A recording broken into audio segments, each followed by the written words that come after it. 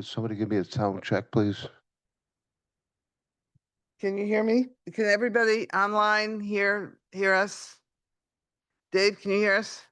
I can hear you. Good. Okay, we got everybody.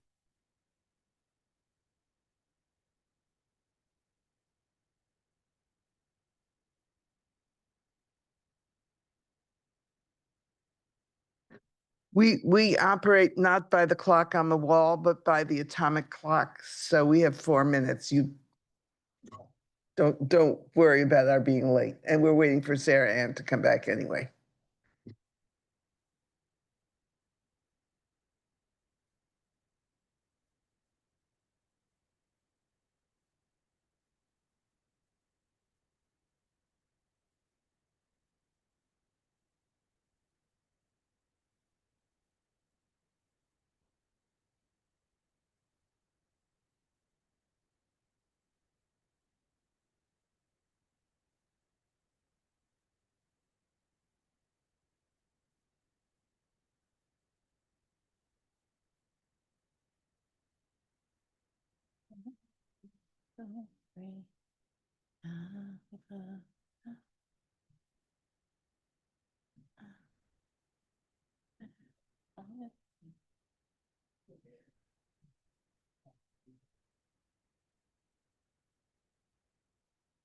So our deputy mayor is on the case. Oh, what a hardship.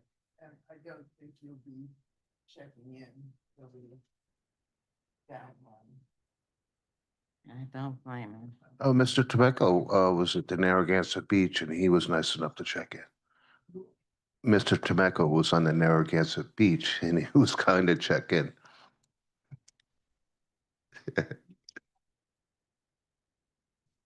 No, that was last. Just teasing.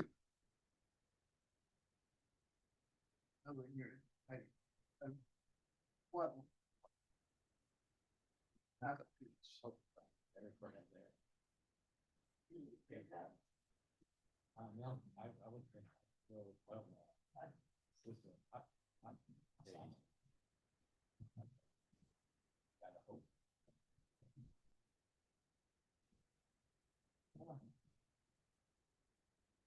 I'm gonna be.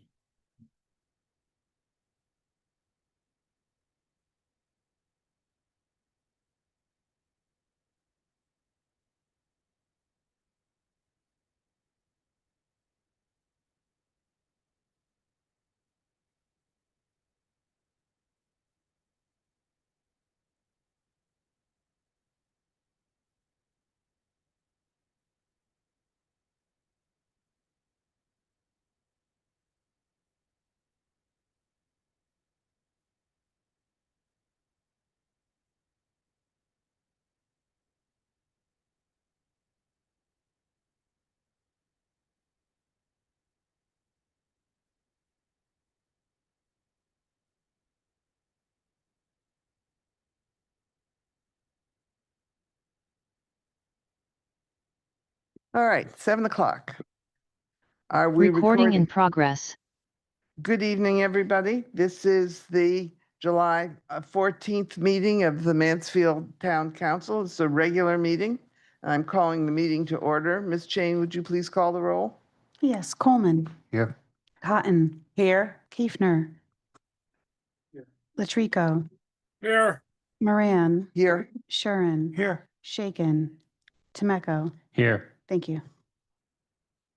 Thank you. The next item on our agenda is the opportunity for the public to address the council. I have a feeling we have a number of people who are interested in speaking. Please give your name and address. You are limited to 5 minutes.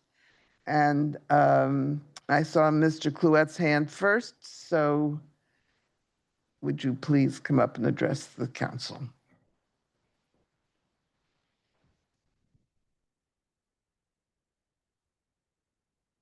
Thank you, Bruce Clouette. Is this on?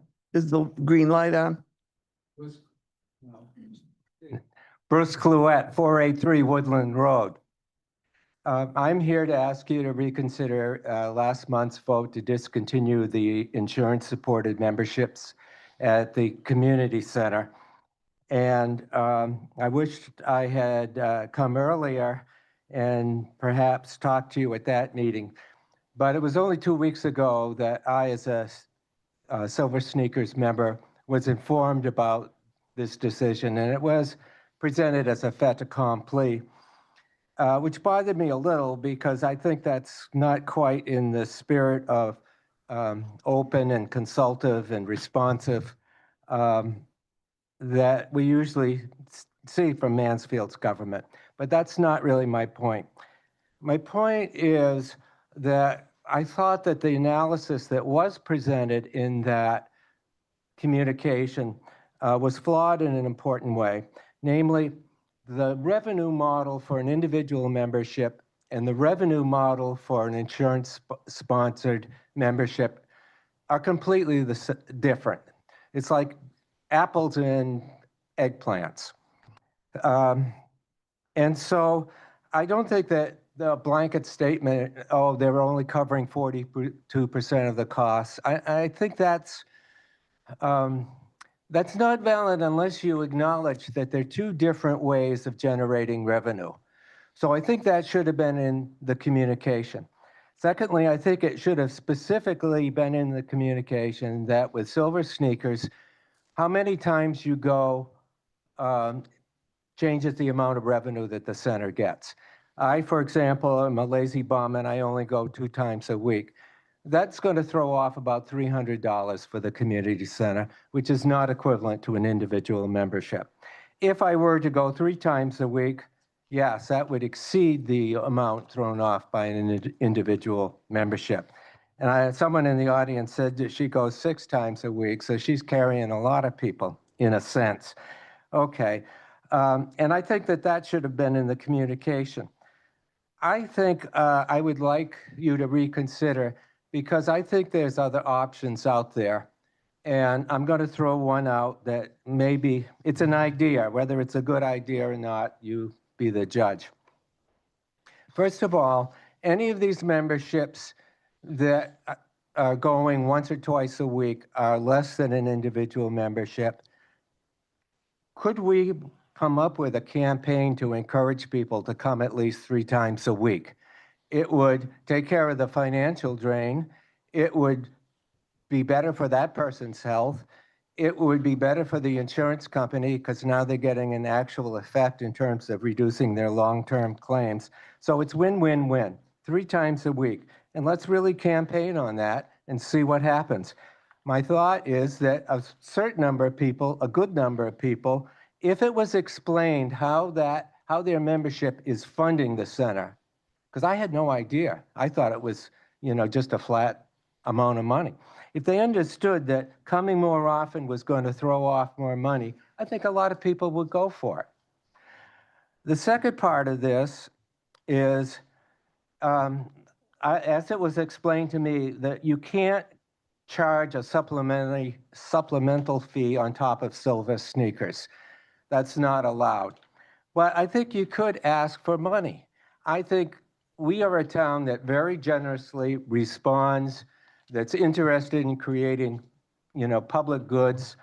And, if someone said to me, all right, you're only showing up twice a week, I'd give $150, $200 for it. And I'd still be ahead of the game because this is an almost $400 bump in my fee. I'm not sure you could think of another town program in which a user fee was raised by $400 in 1 year. I didn't think so. So the last part of my plan, so get everyone to go 3 times a week. Let's make an appeal for people to just pay more in as a free will offering. And finally, I think, and this is on us, I think us Silver Sneaker people could organize a little and make this happen such that I don't think it's going to take a lot of staff time either. I think we could get the members to organize and do it. Thank you, Mr. Clouet. There you go. Wait.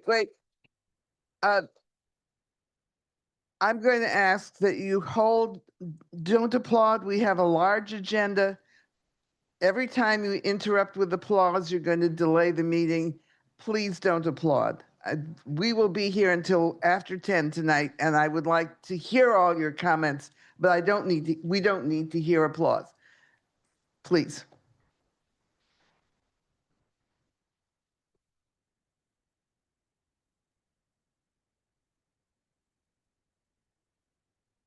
And I didn't say this before, but it's necessary to speak directly into the microphone so that it's picked up in the room and also on television.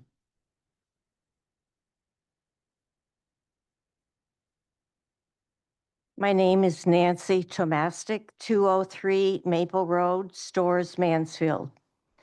Good evening, Mansfield Town Council members. I know that council members are volunteers, and I want to thank you all for your generous service to the town. But I was recently taken aback to learn that on June 23rd, the council voted on whether or not to end the silver sneaker classes at our community center. And by a very close vote of 4-3, it was ended just like that.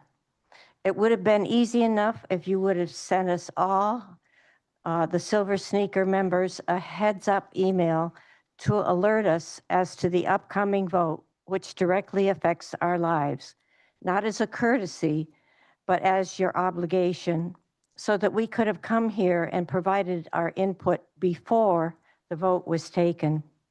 Apparently, our input wasn't valued, and I admit to feeling disillusioned and frustrated with the lack of transparency. I'm here to ask for a 1-year delay in ending the silver sneaker classes so that some strategies can be put in place to try for a balanced income. Number one, our insurance apparently pays for 42% of the cost of the class. So why not have members or others pay the remaining 58%, making the classes still available and more affordable to members, yet covering the cost for the rec department? Wouldn't that be a win-win situation? Has this been given serious consideration? 2, another strategy would be to increase the class size by using a larger room or the gymnasium via some creative scheduling and providing more slots for us on registration day. For the 5:30 a.m. registration, it's always a panic to sign up right away because the silver sneaker classes are notably very popular and get filled up within about 10 or 20 minutes. Therefore, if people don't manage to sign up in time, they must hope for an empty chair and sign in for the day of the class as a visitor. 3, another strategy would be to have a swipe in campaign to emphasize the importance of class members and visitors to sign in, which is the basis for the insurance companies to pay.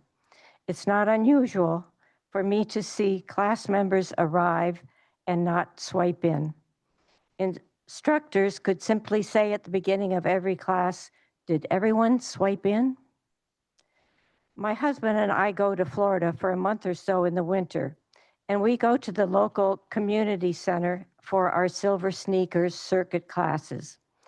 2 of the strategies that I've mentioned, larger class sizes and swipe in adherence, are used there with great success.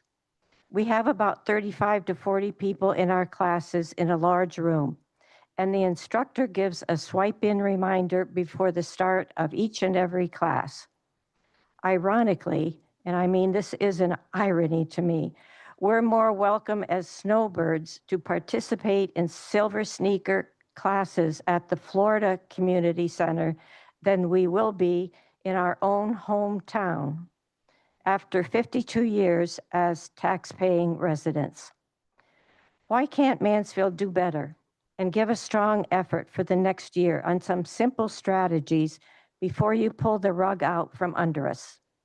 I bet there's a better chance of financial success by that approach than there will be for financial success in hoping that enough booted out Silver Sneakers members will now join at full membership rates, which may not even happen.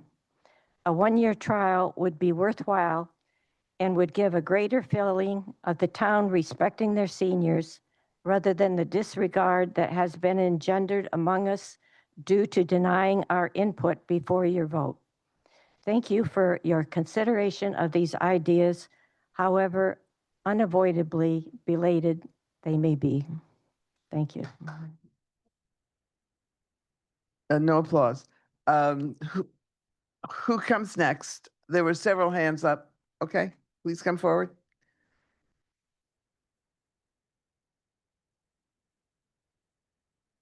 Good evening. Oops, sorry.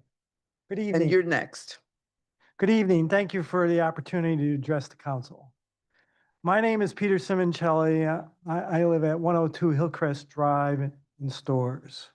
And I have a few comments that kind of echo on some of the two prior speakers said. I'm here to comment as well on your decision to discontinue accepting senior insurance supported membership for the Mansfield Community Center. The MCC is now essentially offering a full usage membership at a 15% discount, which is a small discount. I got involved several years ago to come to use the treadmill and got involved in pickleball. So I travel, and with your silver sneakers, you can use that membership, as prior speaker said, almost at any facility that accepts it.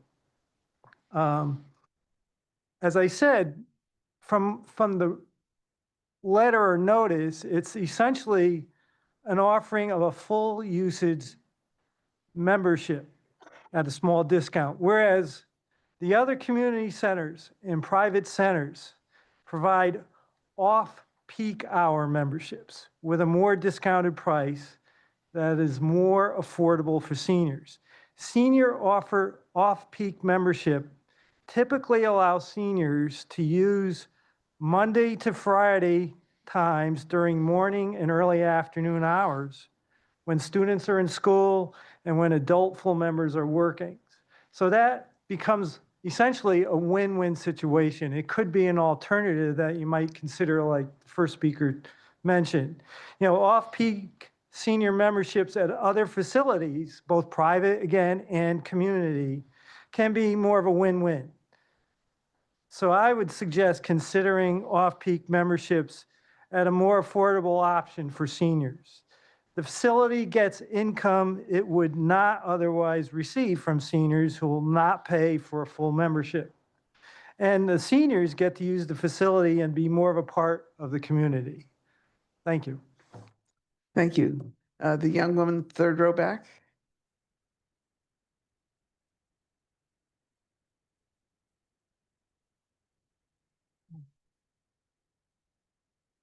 My name is Ann Pappalardo. I live at 14 Briarcliff Road in Mansfield Center. I don't have any suggestions, unlike the previous speakers, but I had a couple of comments on how important the community center is. Have any of you ever belonged and attended more than 2 days a week? Or like, I mean, anybody? Because they don't, if you don't see what I see. Let me just explain, the council does not interact Okay, with I'm just speakers, saying, okay. So, I'm the one who goes 6 days a week. Sorry. I am not retirement age yet. I have a disability. And my husband died 9 years ago from a horrible bout of oral cancer. This place, if you don't see what I see, it gives me somewhere to go. I see disabled people, physically disabled people there, okay, with their caregivers. I see amazing things. I see people from Maple Road walking who don't have cars to get here for many reasons. I didn't grow up in Eastern Connecticut. I grew up near Hartford. I went to University of Connecticut, came back. My husband was a correctional officer on 44 at the facility that's closed. So I moved back into town. Since 1990, I've been very proud of this smart, open-minded town. My son successfully graduated UConn a year ago after dealing with his dad's death, and is home right now on engineering rotation. He's a member, he's one of the younger members. Why did he get his letter about the price increase? I got no letter, okay? I made some comments on Mansfield Connection, several. They did not, I got an email one day, 2 weeks or whatever, week and a half after he got his letter. To me, this smacks of, they know how many, does anybody know how many, what's the percentage of silver sneakers? How many silver sneakers people, like members populate? It's about 1,500, Okay, roughly. I never got a letter. This smacks of, and I pushed for it on Mansfield Connection, nothing. It smacks of what I see as an assumption that they were going to get negative feedback and they wanted to avoid it, okay? And they're making assumptions that retired people or people with disabilities aren't electronic communication astute. I got an email. My son got a letter. I never got a letter until last Saturday.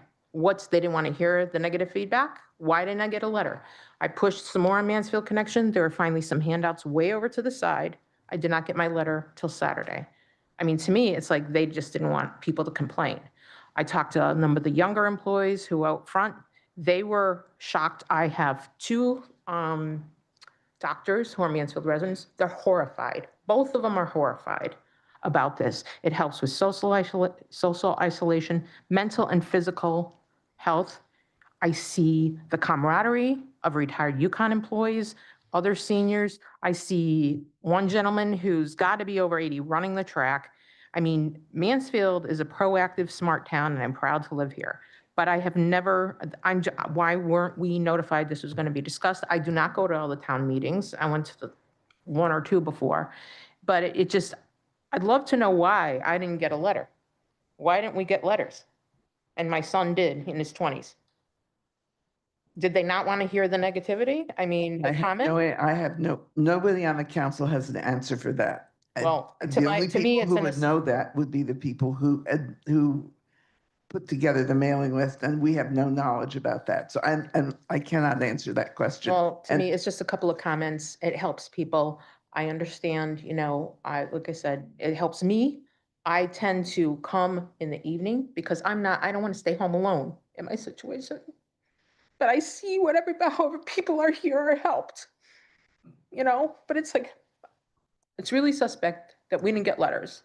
And there's the assumption just that, did they assume that it's like, we'll deal with it later. We don't want to hear about it. We'll just send emails. And did they make the assumption that people who are retired or older aren't checking their email as much? So then they don't have to hear about it. That's it. Who's the next person who would like to speak? I see a hand at the back.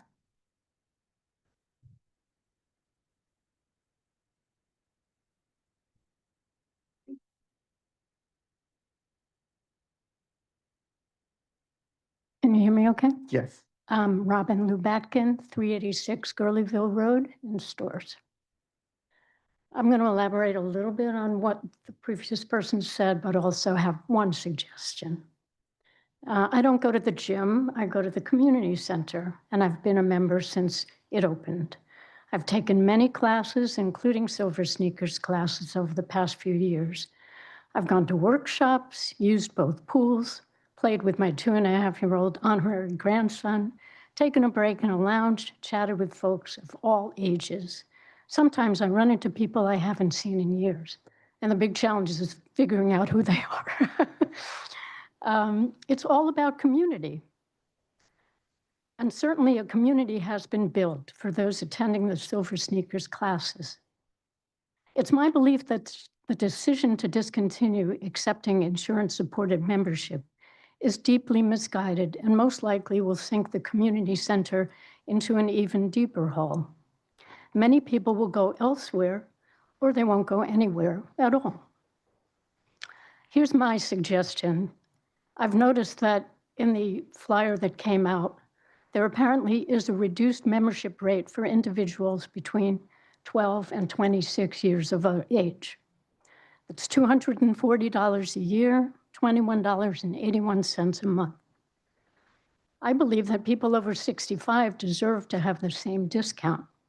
If you really have to eliminate Silver Sneakers, then I think you should implement a senior discount for people that's the same as the youth discount. I don't understand the rationale for not offering this. Many more people living on fixed incomes would be able to afford this. I believe it's our right as members of this Mansfield community. Thank you. Thank you. I saw another hand in the back toward the aisle before you, Mr. Bowman. There was somebody else.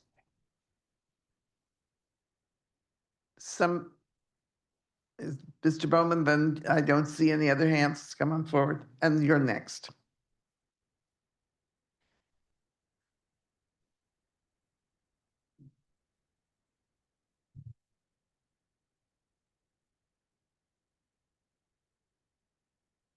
Aaron Bowman, 861 Middle Turnpike. We can see that this community center means a lot to people in town. And for myself, since being in town, I've been a member for majority of the time.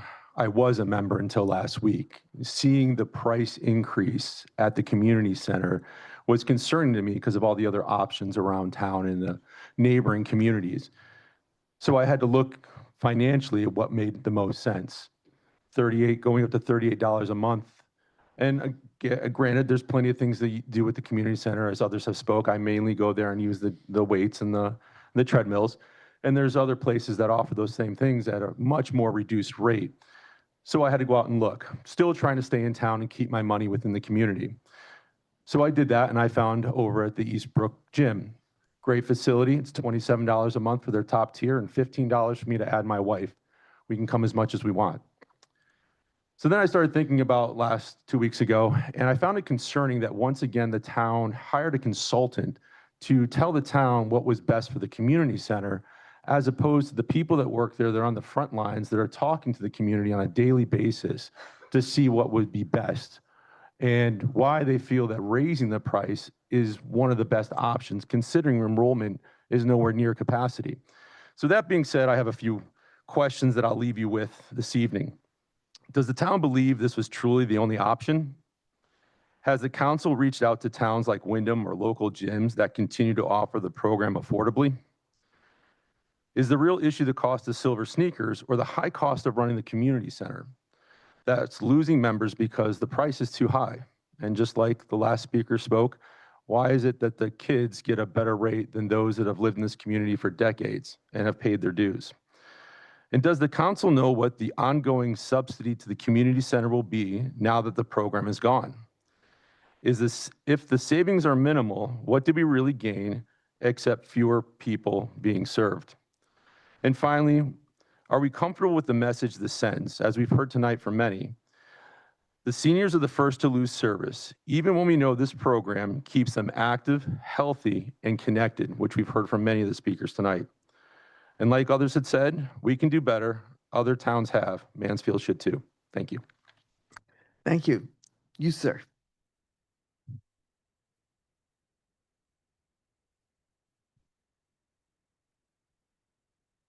My name is Frank Korsicki. I'm from Ashford, 451 Perry Hill Road. I ran some numbers through the AI. The percentage of elderly people in Ashford is 8.3%. The median income is $36,000, and 8.7 live below poverty after the age of 65. In Willington, 19.32% are seniors. The median income is approximately $65,000, and 15.2% of them live in poverty. And in Mansfield, 11.3% of the population is 65 and older. The median age is 40.9. The median income, the average income is $111K for people over 65, and they have 0% poverty here in Mansfield. So, so when you look at those numbers, the elderly population isn't your problem at the Mansfield Community Center. The elderly are represented well, but when you start punishing the elderly with these additional expenses, you're punishing Ashford and Willington, who they have people in poverty who probably aren't on programs that have silver sneakers. So you're just hurting. You're just hurting people in general. And then, this flyer that went out said, oh, for the individual in Ashford and Wellington, it's $42.51 per month. But that's not true, because what you're doing is you're taking $20,000 of insurance coverage and you're taking it out of my pocket first, and then you're charging me $42 on top of that. So we're talking about $60-some a month that I'm losing as a result of this plan. I also happen to think there's a fraud going on. I think the Park and Rec Department is playing a shell game with this pretense that they're losing money because of seniors. Mansfield Parks and Recs is one thing, the Mansfield Community Center is another, and the usage of the community center by seniors is another thing. If Park and Recs is subsidizing their bureaucracy through the community center, that's wrong. And if they're subsidizing it through the seniors, that's triply wrong. So, so let me just go through some of the issues that are in this letter. It says that 40% of our total MCC members enrolled in these membership type come at a high cost to the community center. I'd like to see that cost. I'd like to see the study that was made to come to this conclusion, because I think it's a fraud. And the reason I think it's a fraud is because it says here that the master plan was facilitated by some kind of a national regarded Parks and Rec firm. Well, that's like the fox guarding the hen house. Why is a Parks and Rec firm commenting on something that's local? They don't know this community. And I don't know what the questions were that were being asked. What were they asking? It sounds to me like your problem is marketing. You're not getting enough other people to join the community center to offset the cost of maintaining it. It's not seniors that are your problem. These people aren't wearing out the weights. These people are not wearing out the track. These people are not wearing out the equipment. We're old. Don't you get it? Jesus. Yeah, I mean, it's crazy. How much of it can we possibly use that we're suddenly responsible for the cost of the community center? And the last sentence is, unfortunately, the revenues received from insurance carriers to provide these services are not adequately offsetting the cost. What cost? Are we talking about Parks and Rec, or are we talking about the community center, or are we talking about the senior programs? It doesn't say. It's a shell game. They keep mixing and matching where the money is and who the problem is. I don't think seniors are the problem here. I'm angry about this, and I don't particularly care because I won't be here. I'll do some other gym, but I think it's a shame that Mansfield is getting away with this, and I think that the Parks and Rec Department needs to have an audit. I think they need to have a reevaluation of how this place works and what they're doing. Thank you. Please, Ms. Hirsch.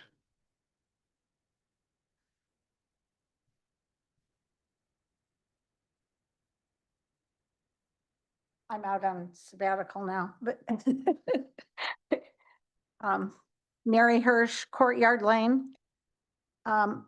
We've been members since before it opened. We're charter members. We are fully aware of how important this center is, which is why we have paid over $11,000 for our membership since it opened. It's been reported to charter members every year, annually, well, that's every year, for more than 2 decades that Silver Sneakers has never, ever broken even. If that's correct, you should know it and we should know it. The shortage that Silver Sneakers creates has been covered by individual members who've had their fees raised year after year. That's inherently wrong. If it's not correct, we sure would like to know.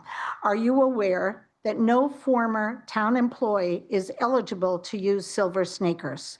We have been blocked from using it as long as we're retirees for 10 years now. Please consider discounting senior memberships for all Mansfield taxpayers. Anybody else you choose to, fine, but I'd like the council to at least provide figures to show what the Silver Sneakers losses are and compare it charging $25 a month, for example, for all Mansfield senior citizens. I don't know why I have to share any of my funds with a third party of Silver Sneakers when I cannot, even if I tried, participate in it. We know that social services has a budget line through the budget of the town council for the teen center. I think there should be a budget line for seniors as well. It sounds like it's just an empty drain that it's a, whoa, I don't know where that came from. It's a drain of funds, and we should stop Silver Sneakers entirely since it's discriminatory and lopsided. Thank you. Thank you. Who would like to speak next? Yes.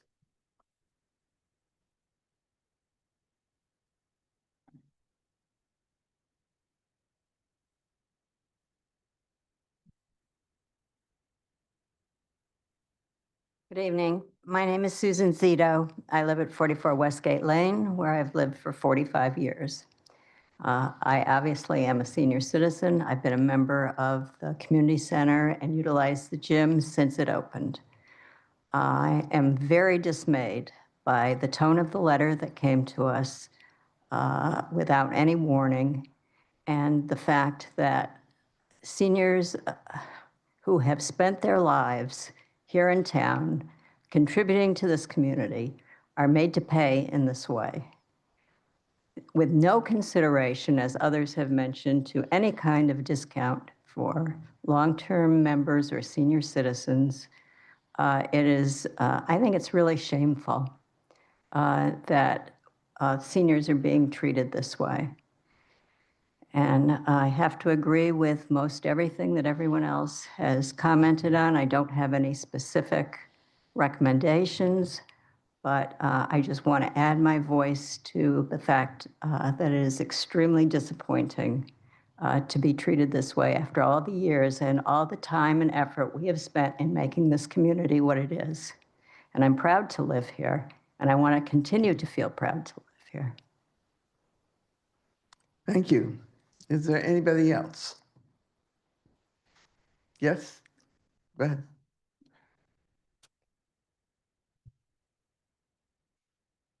Okay. My name is Lisa Adams. I live at 51 Constitution Square, Freedom Green. But previous to that, I own two houses. I own a house at 180 Stafford where I raised my children, and again, my older son is the house. I've joined, for 25 years now, and I've paid full price. I worked as a nurse at Mansfield Training School. And I finally reached 65, yay.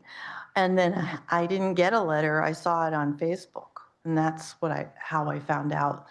And I was a little bit horrified because I thought, yay, I'll finally get to be a senior citizen and get Silver Sneakers to help me, I'm concerned about, I had a lifestyle incident last year, had brain surgery, 2 brain surgeries. My left hand is still compromised. I can, it's just, so I do a lot of swimming at the community center. I do it in the morning hours. I don't do it when there's a crowd of other people or working people usually there. I see a lot of seniors. I see a lot of senior people enjoying the pool, the therapy pool, all the services that the community center provides.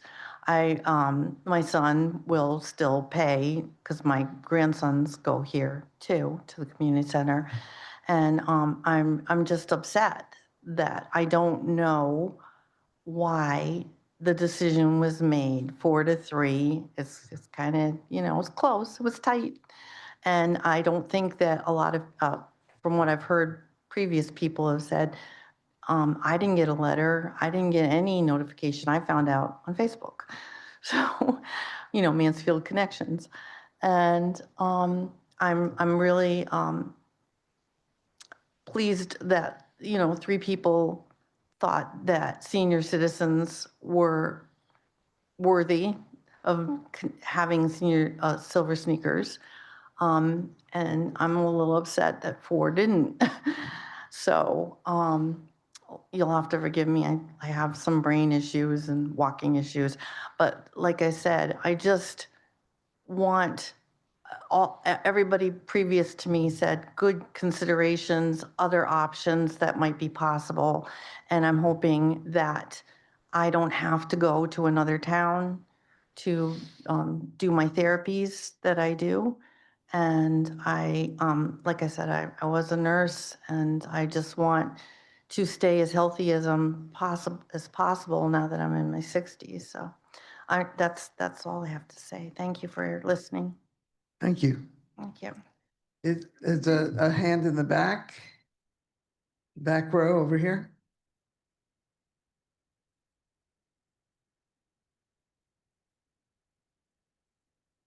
Hello, everybody. Good evening.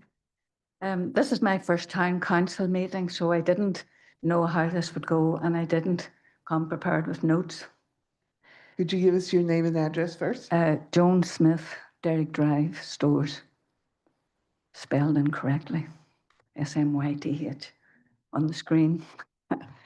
I really wanted to come here to express my dismay. I've lived here for 20 years. Was a community centre member for the years up until I reached 65, at which time I couldn't afford it. I didn't know about silver sneakers. And when I heard about that, I was delighted, the membership was going to be paid. I was dismayed by the letter that I received on Saturday. It was the first I knew about it. I think some excellent points have been made here tonight. And I'm dismayed to find out that a consultant was called in. This morning, listening to members of my class, I was struck, and I said to my husband, look at the knowledge and skills and talent in this room alone that could have been consulted at no cost. Some great ideas have come forward. I have never seen a membership drive in my 20 years here. Why not? And my first reaction when I read that letter was, and it was said that 42% was recovered from our insurance companies. Well, 42% of something is better than 0% of something, because I will not be a member anymore. As somebody else said, there are many cheaper options, even in this town. So my main purpose here was to make those few points and to make my feelings known about this as a long-time member of the community, dismay and disappointment. Thank you. There was a hand over here. Yes.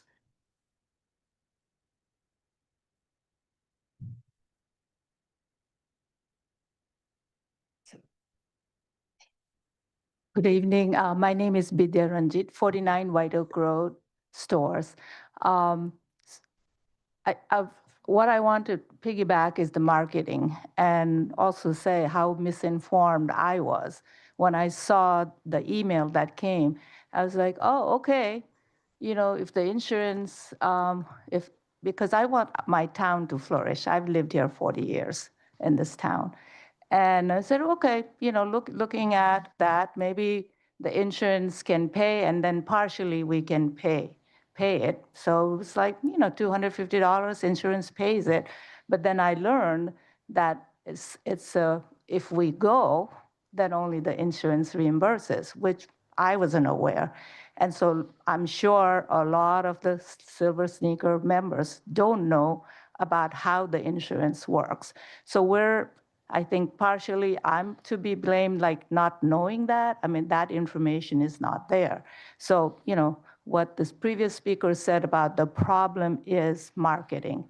We do not have the information. We do not know how it works, because we thought, okay, the insurance pays. And I was willing to say, okay, insurance pays this much and I'll pay partially. So again, the suggestion that was made, I think there should be some time, not just to be, having the sunset until December, a year to review and ask us, what is it, our feedback? I think our feedback was not taken. Thank you. Thank you. Is there anybody else?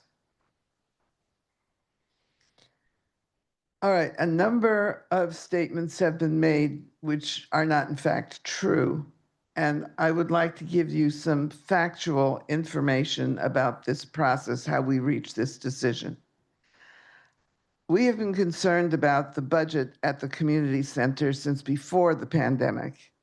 And of course, the pandemic made everything much worse. There were a couple of years when the town underwrote the community center by hundreds of thousands of dollars. And the costs include the costs of electricity, lighting, maintaining the building, paying the staff, the whole round of things. It is not an inexpensive operation.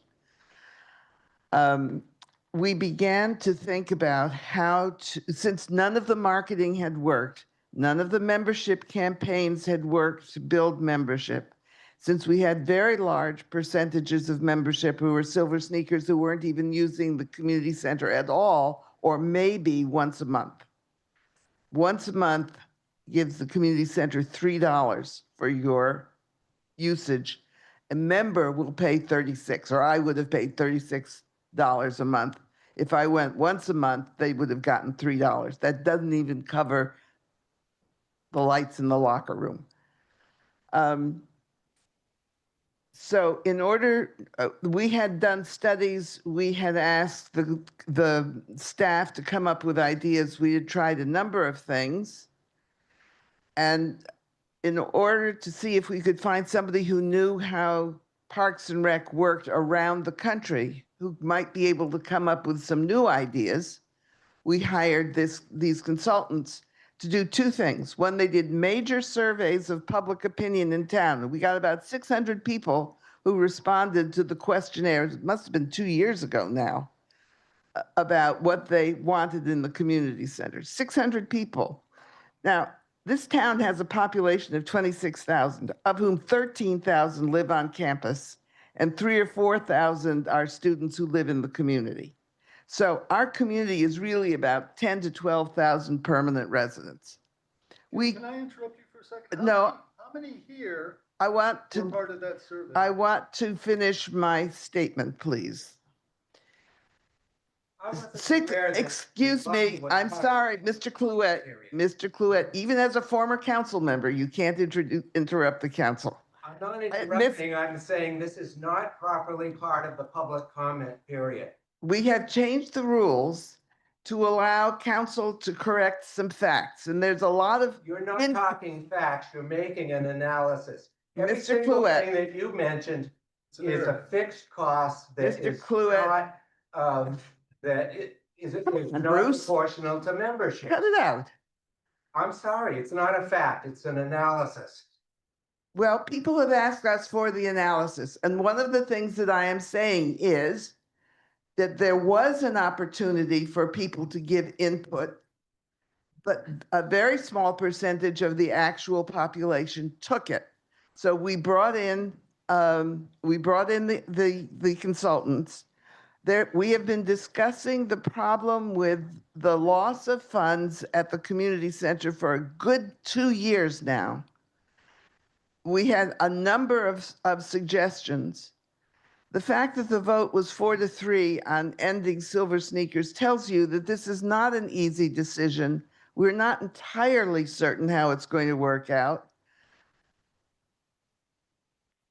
We have a number of plans that we are considering, such as a reduced fee for seniors, but the reduction is minimal at this point. We're also talking about increasing fee waiver programs based on income, because at this point, our fee waiver program is much too minimal. And we're also talking about using the senior center for some of the classes that Silver Sneakers can provide, and also offering some free classes that are equivalent to Silver Sneakers kinds of things at the senior center. So this decision did not come out of the blue. And I urge people to go back and look at the report from our consultant on the costs of the community center and on our responses to it. So the last thing I want to say is that this is a work in progress, and I really appreciate all of your concerns. And the council really appreciates all of your concerns. This was a hard decision, and we're going to see what happens with it. So please, I encourage you to continue to participate in Mansfield Public Affairs. Go to the community center, do whatever you can. We have a vibrant community and a vibrant senior community. So, and it isn't as if we aren't considering what the impact of this is on seniors. At this point, I'm going to close public comment because we have other things. I urge you to write to us. You can send us emails. Make stuff transparent, these consultants. They are all part of the public record. They're all part of our minutes and the public record. All right. Next item on our agenda is the consent agenda. There are 4 items on the consent agenda. The first is the contract that could you take your conversation outside, please?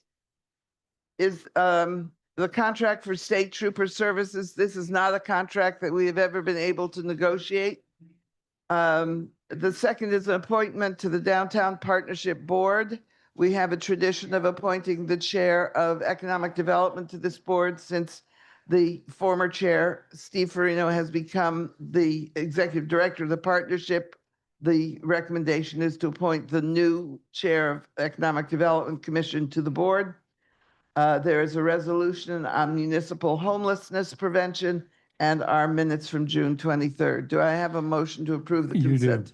I move we approve. Mr. Consent agenda. Keefner, Mr. Temeko seconds. All those in favor, please raise your hand. All right, we are in favor of that. There's no old business.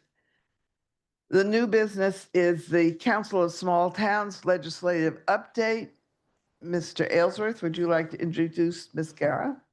Yes, so I can't remember now if this is the second or third time that Betsy's been kind enough to come to a council meeting shortly after the conclusion of the legislative session. I want to say it might be the third time because I think maybe the first time there were a few additional months that had passed before we got around to it. But a lot happened this past legislative session, and the town is actively involved in a number of different regional and statewide organizations that handle municipal affairs. Of course, we're active members of the Capital Region Council of Governments, CROG. I sit on their legislative committee, and we're involved in CCM. But there certainly are any number of issues that are very inherently unique to or particular interest to smaller municipalities in Connecticut, things that our larger communities and cities are less concerned with. And so Betsy and Cost does a phenomenal job of not just monitoring what's going on, but actively advocating on behalf of smaller towns across the state. And so without any further ado, I'd like to turn things over to Betsy so she can provide, you should have the ability to share your screen, Betsy, if you want to do a run of show at your end. Sure. And away we go.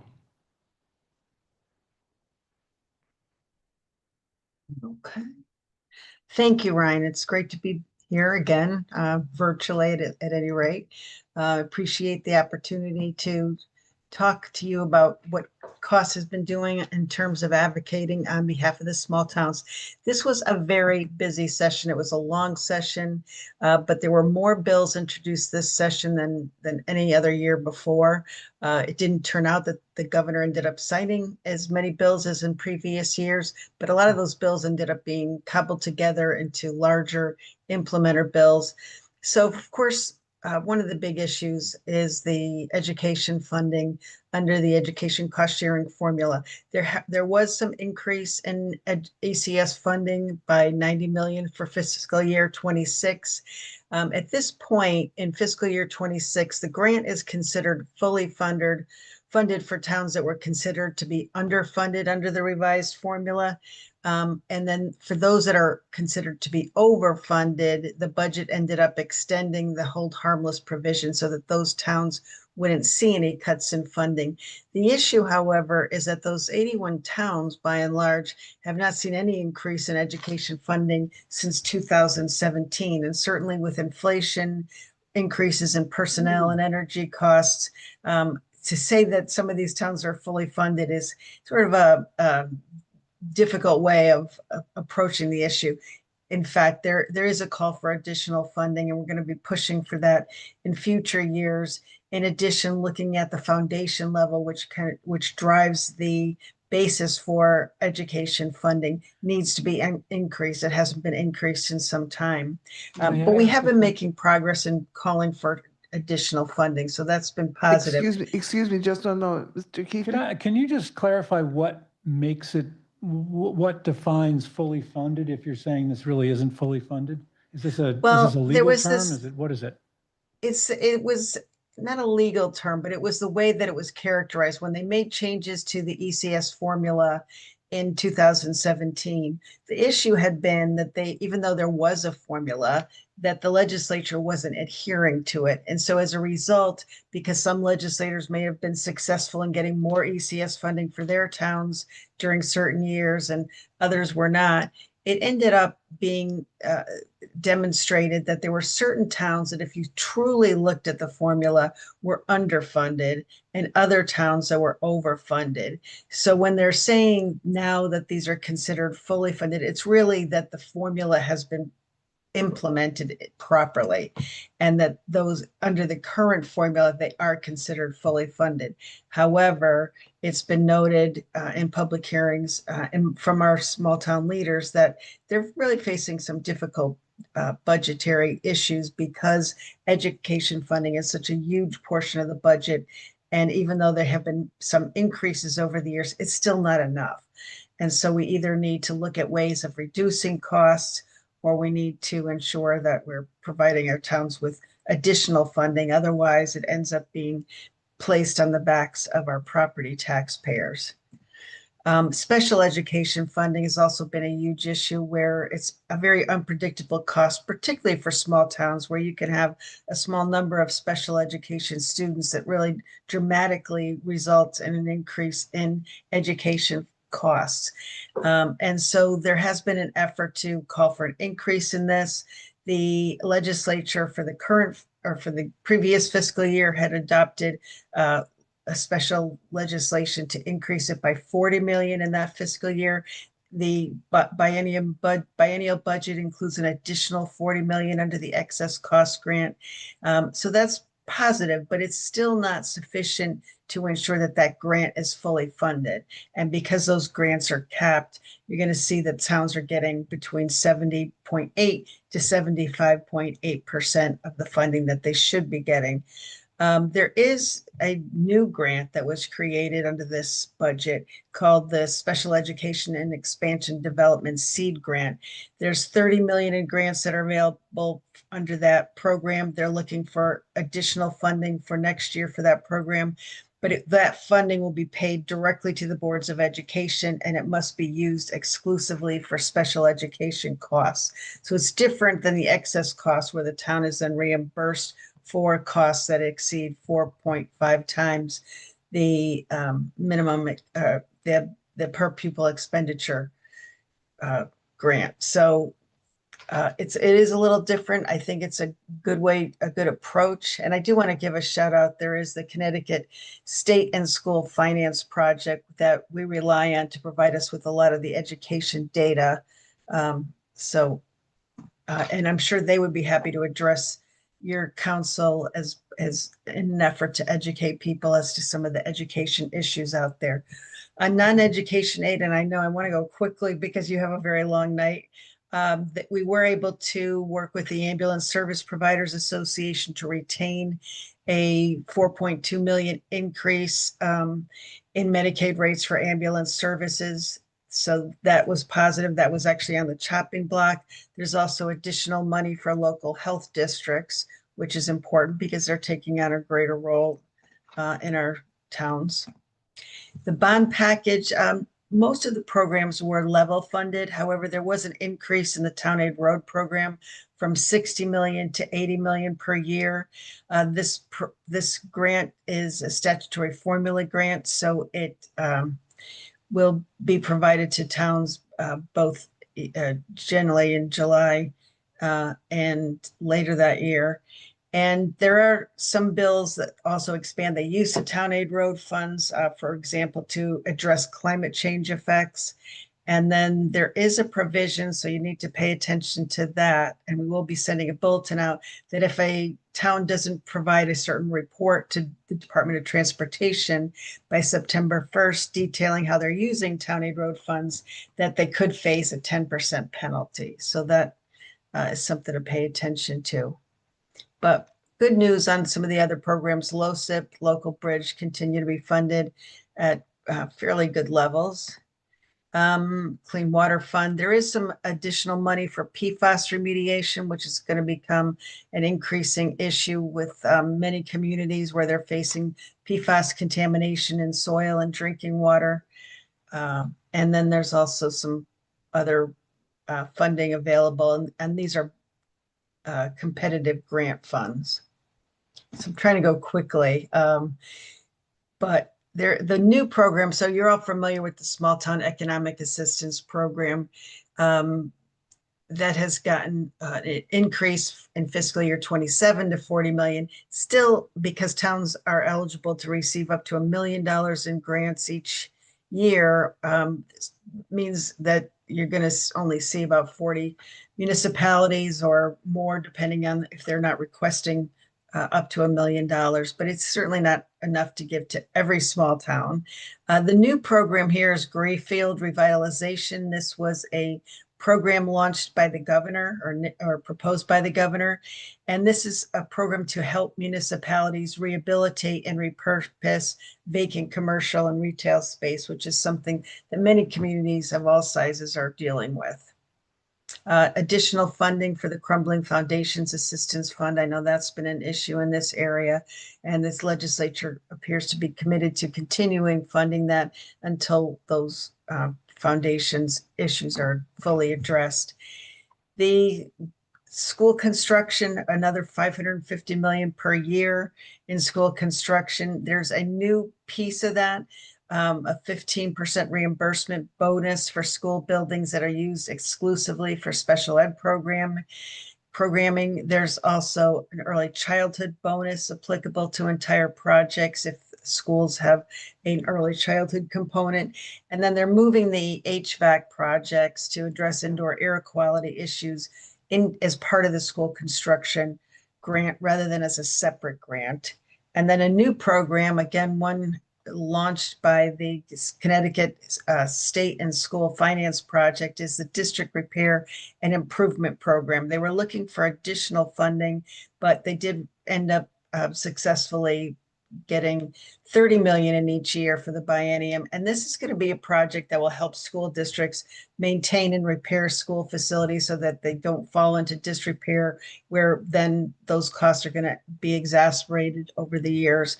And so there's different things outlined in the grant program that would be eligible uses of those funds. I mentioned housing just to point out, housing, as you probably know, was a huge issue during the last several legislative years. And there are a lot of bond package funding for various housing programs to assist supportive housing grants for people with intellectual or developmental disabilities, expanding middle housing, those 2 to 9 unit housing, down payment assistance and whatnot. There is a lot out there happening. And I think people kind of get the impression that there hasn't been a lot of support for housing programs, but in fact, it has been a big part of the bond package for a few years now. One of the issues that we deal with all the time is that people are very concerned about the level of property taxes. And unfortunately, rather than try to find ways to reform the property tax, provide municipalities with additional funding so that they're not over-reliant on the property tax, what happens is they push for exemptions, and they're successful. So last year they passed an exemption for veterans that were had a permanent and total disability, and this was a property tax for their primary residence. The Office of Fiscal Analysis indicated that it was projected to cost towns statewide about 4.6 million. Unfortunately, the way that it ended up being rolled out, based on the wording that was adopted in the legislative session, it ended up being a huge exemption and costing towns probably, I've heard anywhere from 20 to 50 million, depending on how things end up shaking out. So they ended up making some changes, but the changes actually expanded it in some respects. So towns are going to see some impact on their property tax revenues as a result of that. They did make some changes to limit the exemption, particularly, for example, where if a portion of that residence is used for rental income or other commercial purposes, then that is not exempt from the property tax, but it does expand it in other ways as well. So initially, the bill would have exempted up to 2 acres of the lot the eligible dwelling sits on from the property tax, and also extended the exemption to Gold Star spouses, and looking at the other issues relative to that. But as it ended up being approved, it's now a local option. So if the municipality decides that it wants to do that, it can do that, but it's not mandated, which gives the town a little more flexibility. It also provides that they can limit the total exemption to the median assessed value of residential real property. So it is going to have a hit on property tax revenues. There's a new property tax issue, and it's intended to provide greater certainty to municipalities, because with all of these larger commercial grade solar PV systems, they ended up having some uncertainty as to whether or not the property tax was applicable to those solar arrays. And so to address this, what ended up happening is they established a solar uniform capacity tax. And I'm not going to go into it in chapter and verse, but it's intended to ensure that the municipality receives a certain amount of property tax. This is only on the personal property, the actual PV systems themselves, not on the land on which the solar array sits. But it is something that is intended to offset some of the concerns with the way that the solar systems have been taxed in the past. Again, provide greater clarity, and also closing a loophole that allowed solar developers to sidestep taxes by subdividing land into multiple parcels so that they can take advantage of an exemption. So we're going to be paying a lot of attention to that to see how that shakes out. And if you have information from your assessors as to how that's going to be handled going forward, that would be very helpful. Other property tax exemptions that were adopted, there's one that would increase the state mandated property tax exemption for farm machinery from 100,000 to 250,000 in assessed value. And that is, again, it's going to have, certainly can't help supporting the farmers. However, it will have an impact on your property tax revenues. And then they made some changes to the optional homestead tax exemption, but that is not mandated. An issue relative to sewer assessments, there have been a big push for several years now to try to ensure that water pollution control authorities and municipalities can't foreclose on liens for unpaid sewer assessments, because there were a couple towns where there was aggressive attorneys that were filing foreclosure actions based on very small bills. So this now is limited. It did pass both, and I should have updated it. It has been signed by the governor, but at this point, the foreclosure, assignment, or other action for unpaid sewer assessments and other fees can't be foreclosed until the bill reaches $3,000 or 3 years has elapsed since the date that the lien was filed. It does not mean that if it's combined with unpaid property taxes or water bills or so forth, that it can't be foreclosed, but it's only the sewer lien foreclosures. There has been nothing additionally on the car tax. There was a big push to phase that out. I'm not going to get into some of the issues that failed, but just know, again, it was a very busy session. And the other top issue that we've been seeing for the last several years is climate change. And the legislature was successful in pushing for bills to address some of the climate change issues. House Bill 5004 was a priority of the House Democrats.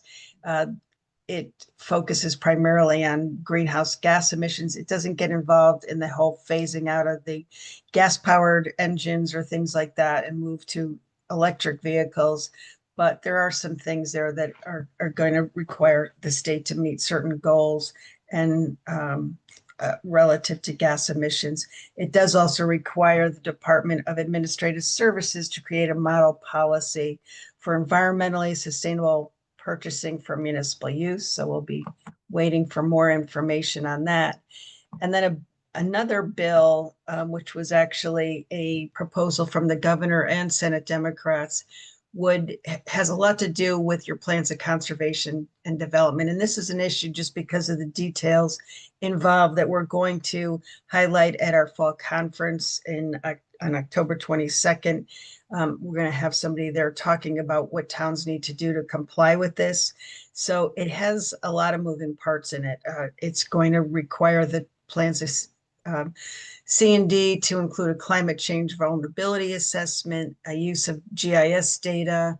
It's also going to require the plans of conservation and development to demonstrate how they're addressing climate change issues, increased precipitation, increased temperatures, flooding, etc. A lot of towns are already doing this, so I'm hoping that it is not as much of a burden as we had, had some concerns early on, but it is something that you're going to have to pay attention to going forward. So we were successful in making sure that you don't have to redo your plan of conservation and development, but when you do update it according to the schedule that you're adhering to, you need to incorporate those things.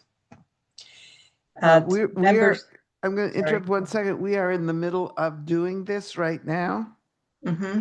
So I don't understand item 4 in your previous slide. Since I'm serving on that committee with other members of the council, I would like to know what we're supposed to be doing. Can you go back a slide? Yep, hold on.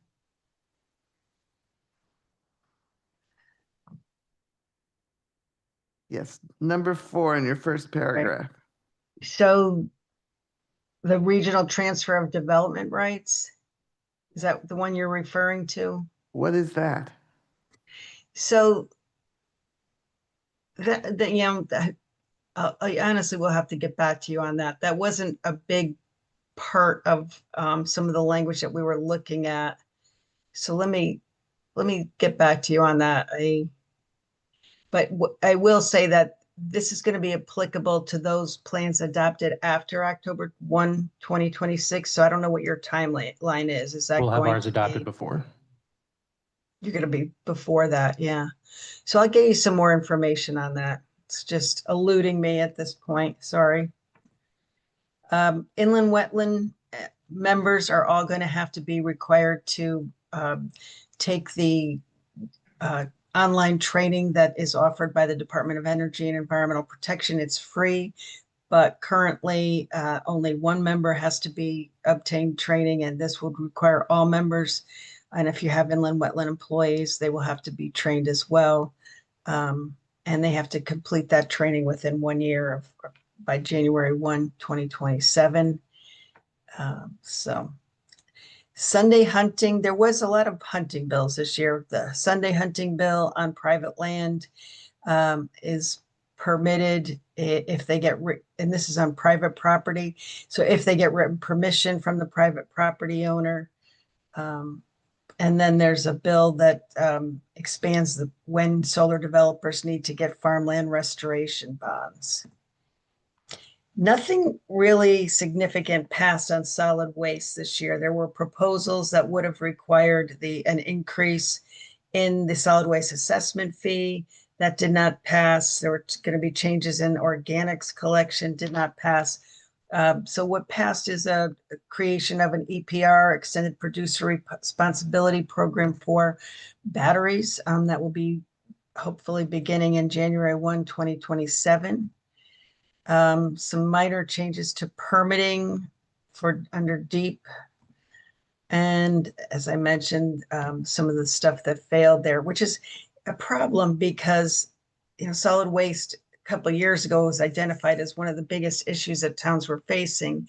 And yet we haven't really been able to move forward with a statewide effort to address solid waste and to address and reduce some of those costs. There is a solid waste characterization study underway that would help identify some of the materials that are being disposed of and recycled, and so that they can try to figure out how to address that. There's also efforts to move ahead with regional recycling authorities, and it's going to take a lot more effort, I think, on the part of towns to try to get something that's going to be workable and addresses these things on a long-term basis.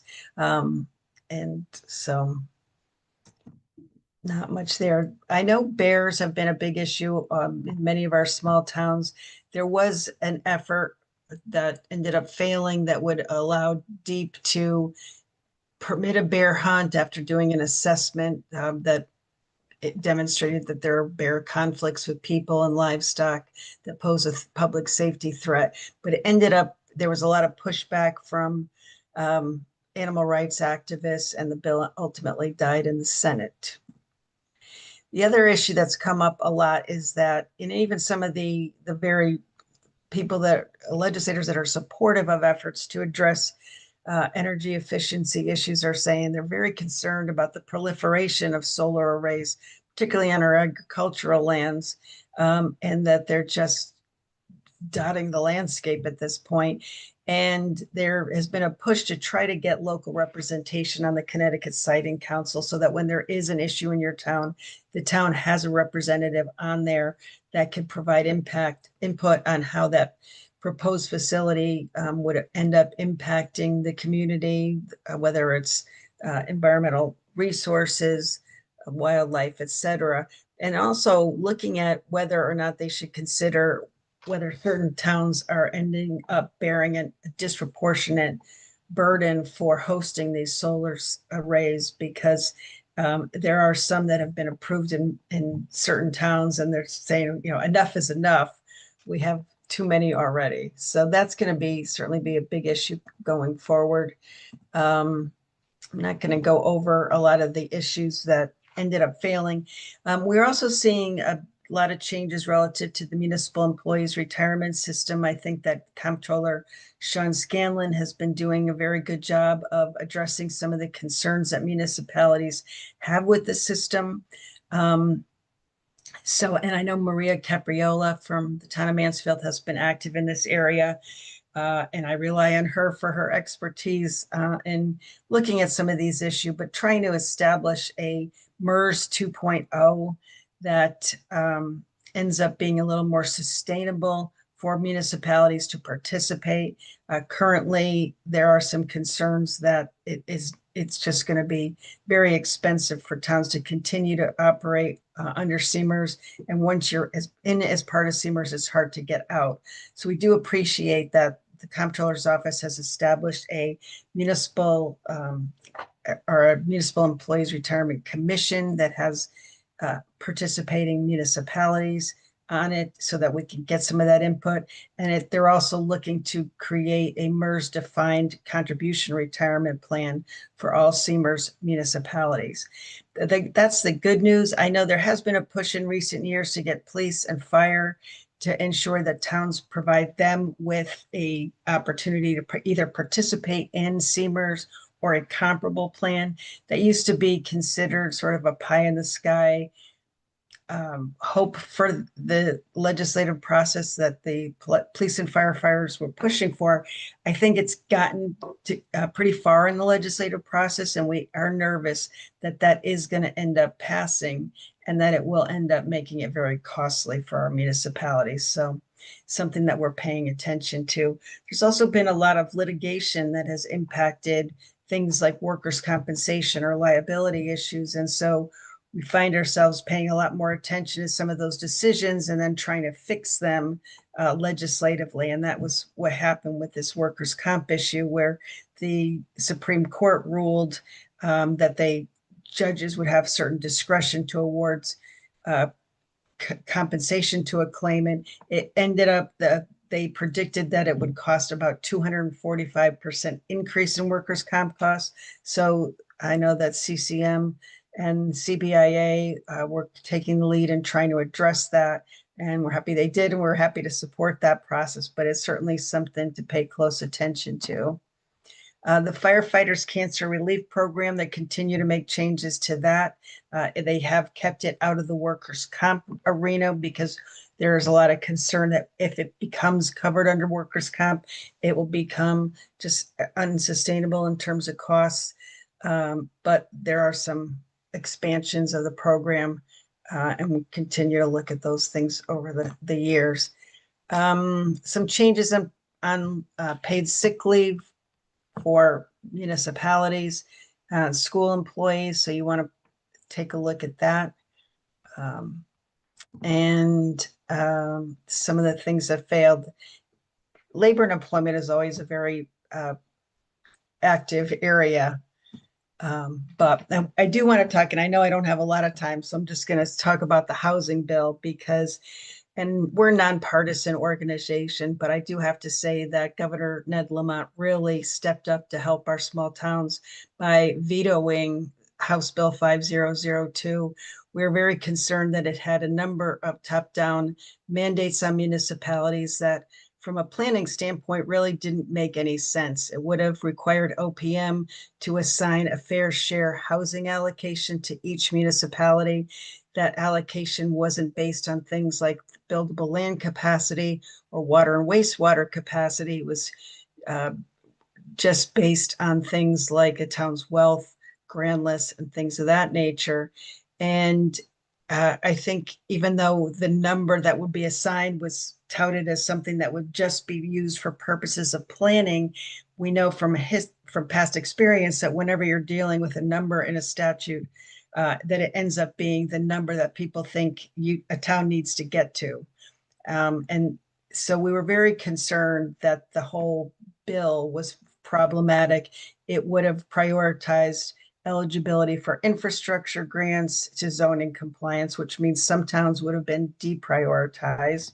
It would have required towns, in addition to the affordable housing plan that they already have to do every 5 years, 80% of the towns would also have to do a priority plan. There was all these different mechanisms for if you wanted to adjust your allocation, if you didn't get your plan approved, if you needed to try to get temporary approvals, that really, again, would have put towns in a very difficult position in terms of planning. And at the end of the day, it probably wouldn't have done anything in terms of generating more affordable housing. In addition, it would have banned municipalities from establishing minimum off-street parking requirements, which in some areas is going to be problematic. And that was for housing units of up to 24 units, where the town wouldn't have been able to say, you need this many off-street parking spaces. And it just, again, really was this one-size-fits-all approach to housing that I think had a lot of problems. And again, I know you're running late tonight, but there will be a bill, and we expect that there will be a special session in September. We are working with the regional councils of government to try to address, come up with an approach that really makes more sense, that moves forward with addressing affordable housing without putting towns in this endless do loop of submitting plans, waiting for approval, trying to get approval from the state, from the legislature, and instead really giving them the tools and resources they need to move ahead and support development that makes sense for their community. So stay tuned on that. Again, we appreciate that it was vetoed. It also would require all municipalities with a population of 15,000 or more to end up with a fair rent commission. There's some talk about having the regional councils of government do that, which makes a lot more sense than having each town try to come up with a fair rent commission. And then just some other, and I'm not going to get into some of these. I know you mentioned earlier homeless unhoused people in the community. There are proposals that did not pass that would have tried to address this. We were very concerned about those proposals, but we do support efforts to make sure that there's some kind of coordinated effort to assist those people in our communities without trying to prohibit towns from being able to also take actions that they need to protect the public safety in their communities. So it's a tough issue. And the other big area, public safety, street takeovers, they did beef up the legislation relative to penalizing people that are participating in street takeovers or using ATVs and mini bikes and so forth improperly, that they can actually be seized and destroyed. And again, just beefing up enforcement of those areas. There's some other things you might have seen in the press too about not parking in the left lane and other things to prohibit or to enhance penalties for reckless driving, because it's, as everybody knows, when they're on the highway, I don't know, every time I have a conversation with somebody, they're saying it's crazy out there on the roads and we have to do more. So anyway, I don't want to get too into the weeds on this, so I'm going to end it there. But there's a lot that happened. There's always a lot that's going on up at the state capitol. It's important to pay attention. I'm glad you had so many people out here commenting from the public, because that's what you need. You need to have your eyes on it. You need to provide your input as to how this is going to impact you as a town and you as a resident and a neighbor. So feel free to reach out to me on any of this. I'm always happy to respond. Thank you. Mr. Sharon, you have a question? Just real quickly, how does cost set its legislative agenda each year? So each year we, according to our bylaws, we adhere to that process. We sometimes do a survey, although I have to say in the last couple of years, the survey, and we didn't end up doing one this year, that I didn't get a lot of response. So we do have legislative planning meetings. We invite members to provide input. If a member can't participate, if I get a call or an email from one of our municipal leaders that this has been a real issue in their community, then that's something that we'll add to our legislative platform. Ultimately, the platform is voted on by the members at our town meeting. We provide copies of that well in advance. We provide them with an opportunity to highlight some other issues that they think should be added, and they can add them from the floor at our annual meeting. Other questions for Ms. Guerra? Just a quick one. You mentioned about the sewer levies and if people were delinquent on them. This was town attorneys or town representatives of the town that were being so aggressive? Yeah, and they weren't small towns either. They were larger towns. Okay. But there were two, and I don't remember the names, but they were That's okay. not in your area. I can say that. But they actually, on the floor, when they were debating it, they said that one town had actually foreclosed a lien that was for $65. Now, I don't know whether that was accurate, but there had been numerous articles. So, any other questions? These reports are always interesting because one of the things I learned as a lobbyist is that there's just so much stuff going on. You learn different topics every single day. So it's interesting to hear all the work that you've done. I think this town may have some discussions about its own opinions on some of these pieces of legislation. I'm not sure that we are always going to agree entirely with CCM on its position on housing or some other issues. but we'll keep our eyes open. And thank you very much for reporting to us. Happy to do don't it. I don't see any other questions from council members. Mr. Aylesworth? No, I want to just thank Betsy for a very thorough overview, and certainly if the council has any specific targeted questions that you want staff to direct to Ms. Guerra, we're happy to facilitate that. Sure. Thank you very much. Thank you. Okay, we'll proceed on to our next item on the agenda, the Department of Building and Housing Annual Update. Mr. Ninto?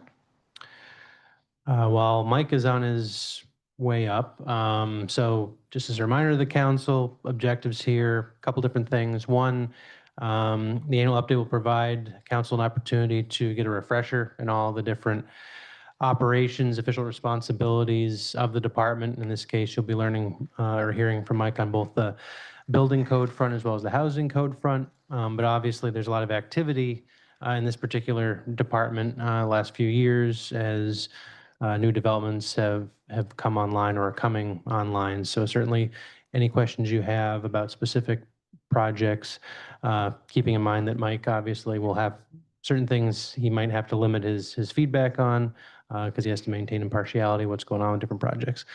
Let me try to do the screen share. I noticed something odd happen when I was trying to get this teed up a moment ago. So we're going to see, might need IT Do you to. have confidentiality issues involved in your work with individual builders or projects?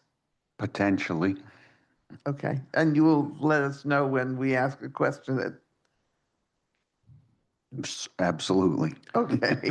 All right, if everybody could sit tight, I'm gonna have to bring IT in because when I do the screen shares, I always do, it's not behaving the way it normally does. It's taking over both screens and I'm losing the Zoom panel entirely, so bear with me.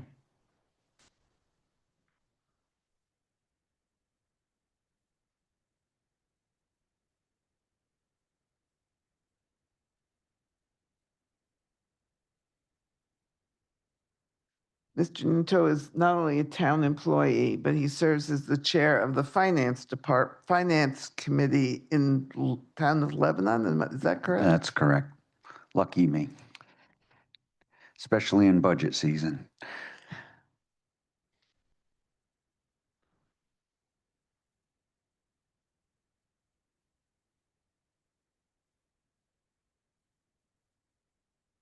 The screens just switched?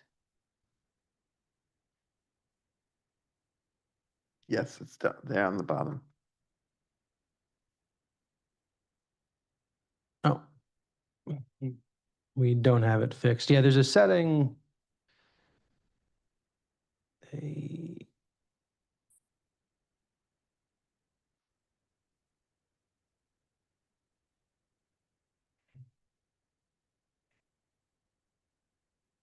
All right, is the screen share actually activated or are we still broadcasting this in the chamber right now? Do I have to?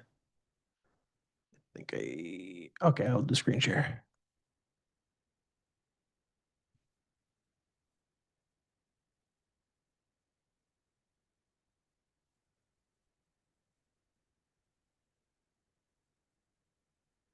Okay, so I think we're actually in business. Want your next slide, Mike? Yeah, I think that one can be moved on from. Good evening. Thank you for the opportunity of letting me speak to you tonight. Again, I'm just going to try and briefly go through what my department does on both the building and the housing side, and just some of the different requirements within the codes and ordinances that we are tasked with enforcing. My current staff is obviously myself. Brad Freeman is the assistant building official. Ben Funk is also certified as an assistant building official with the state of Connecticut. He does do some of our housing inspections. We have Chad Burns, who is a housing inspector. Currently, he has been able to do the testing to Possibly, once he gets through the required exams, he'll be able to have his residential building inspector's license from the state of Connecticut, and that is very helpful in that we would have then another cross-trained individual that can work on both the building and the housing side of the ledger, with certain restrictions being just the residential, but still it's always good when you have options and people are cross-trained.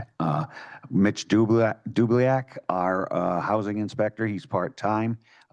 He typically works for us on Wednesdays and Thursdays. Colby Miller, recall my department was granted additional hours. Colby was our part-time, the other part-time housing inspector. As of July 1, he is now full-time with the department. Rachel Desolé is our administrative assistant, and Michelle Sear. Also, I have 25% of Michelle in my budget, but she does a great job for me, anything I need, and I share her with Adam Libros, the fire marshal. All right, so I'll start off, and some of these, if you recall, I know some of you folks were on the quality of life committees when they were in their various iterations over the years. I obviously was staff to that. So this goes back to right around the time we were adopting our property maintenance code, our housing code. We had a landlord registration ordinance that the council had passed, and it's allowed to be adopted by municipalities per ordinance. There is a very narrow enabling state statute, which our ordinance in Mansfield mirrors accordingly. What this does is, this is the problem, and it was much worse before this was in place, of absentee landlords being able to hide behind various business entities, where this ordinance requires the owner, we have to have somebody's residential home address. So if we do ever need to have documents served, we know we can go to their home, and it does aid in the process as far as finding the person you need to get whatever the issue is corrected. Again, I mentioned July 1st, 2006 was when the initial housing code was adopted and became effective. Hard for me to believe that was almost 20 years ago. The town decided to adopt the 2003 International Property Maintenance Code and then write a supplement along with it. That's the way the state of Connecticut adopts the state building code. The International Property Maintenance Code is from the same publisher, International Code Council, and Mansfield at the time, and we have modified the document more as a rental housing document than a true, complete property maintenance code that would apply to all types of property across the board. So that's why it is amended as heavily as it is. Part of that program, which was absolutely imperative at the time it was put in, and the reason why the program in Mansfield is a great success compared to some of the other towns I've worked in the past, is the funding stream. When this was adopted, the $150 per unit biennially was key, that it gave the funding needed to properly staff the department, and that would, leads a lot to our success. There are some exceptions that you do not need to follow the code. Basically, they are, typical things like if you have in certain places where you would have an owner occupant within with some rentals. Also, things such as if it's owned by the state of Connecticut, obviously we wouldn't have jurisdiction there, and things of that nature are within the exceptions.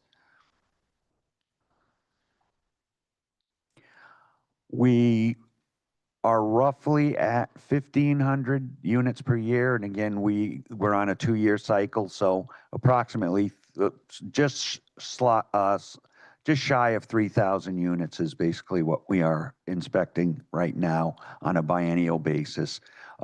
Since its inception back in 2006, we found countless thousands of violations. Some of them, something as simple as there might be a cover plate missing on a light switch, to things as potentially hazardous as missing carbon monoxide smoke detection, electrical hazards. Certainly, we've even come into properties where there's actually structural damage to the point where it's a hazard and we have to actually have the tenants relocated due to the hazard. So we go in, and during our inspections, we, again, following that reference document that I mentioned earlier, we're looking for electrical, plumbing, heating, fire safety, egress, smoke detection, and any type of maintenance issue, interior and exterior. 1 minute here, grab a drink. I'll finish the 2 bullet points.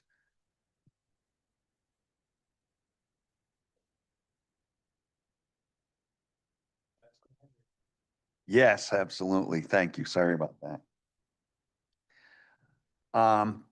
And then the other items that the council at the time thought was important to have as part of this is the septic tank. Initially, there was a requirement to be pumped every 2 years, and we did get quite a bit of pushback from the rental community, so the council extended that out to 4.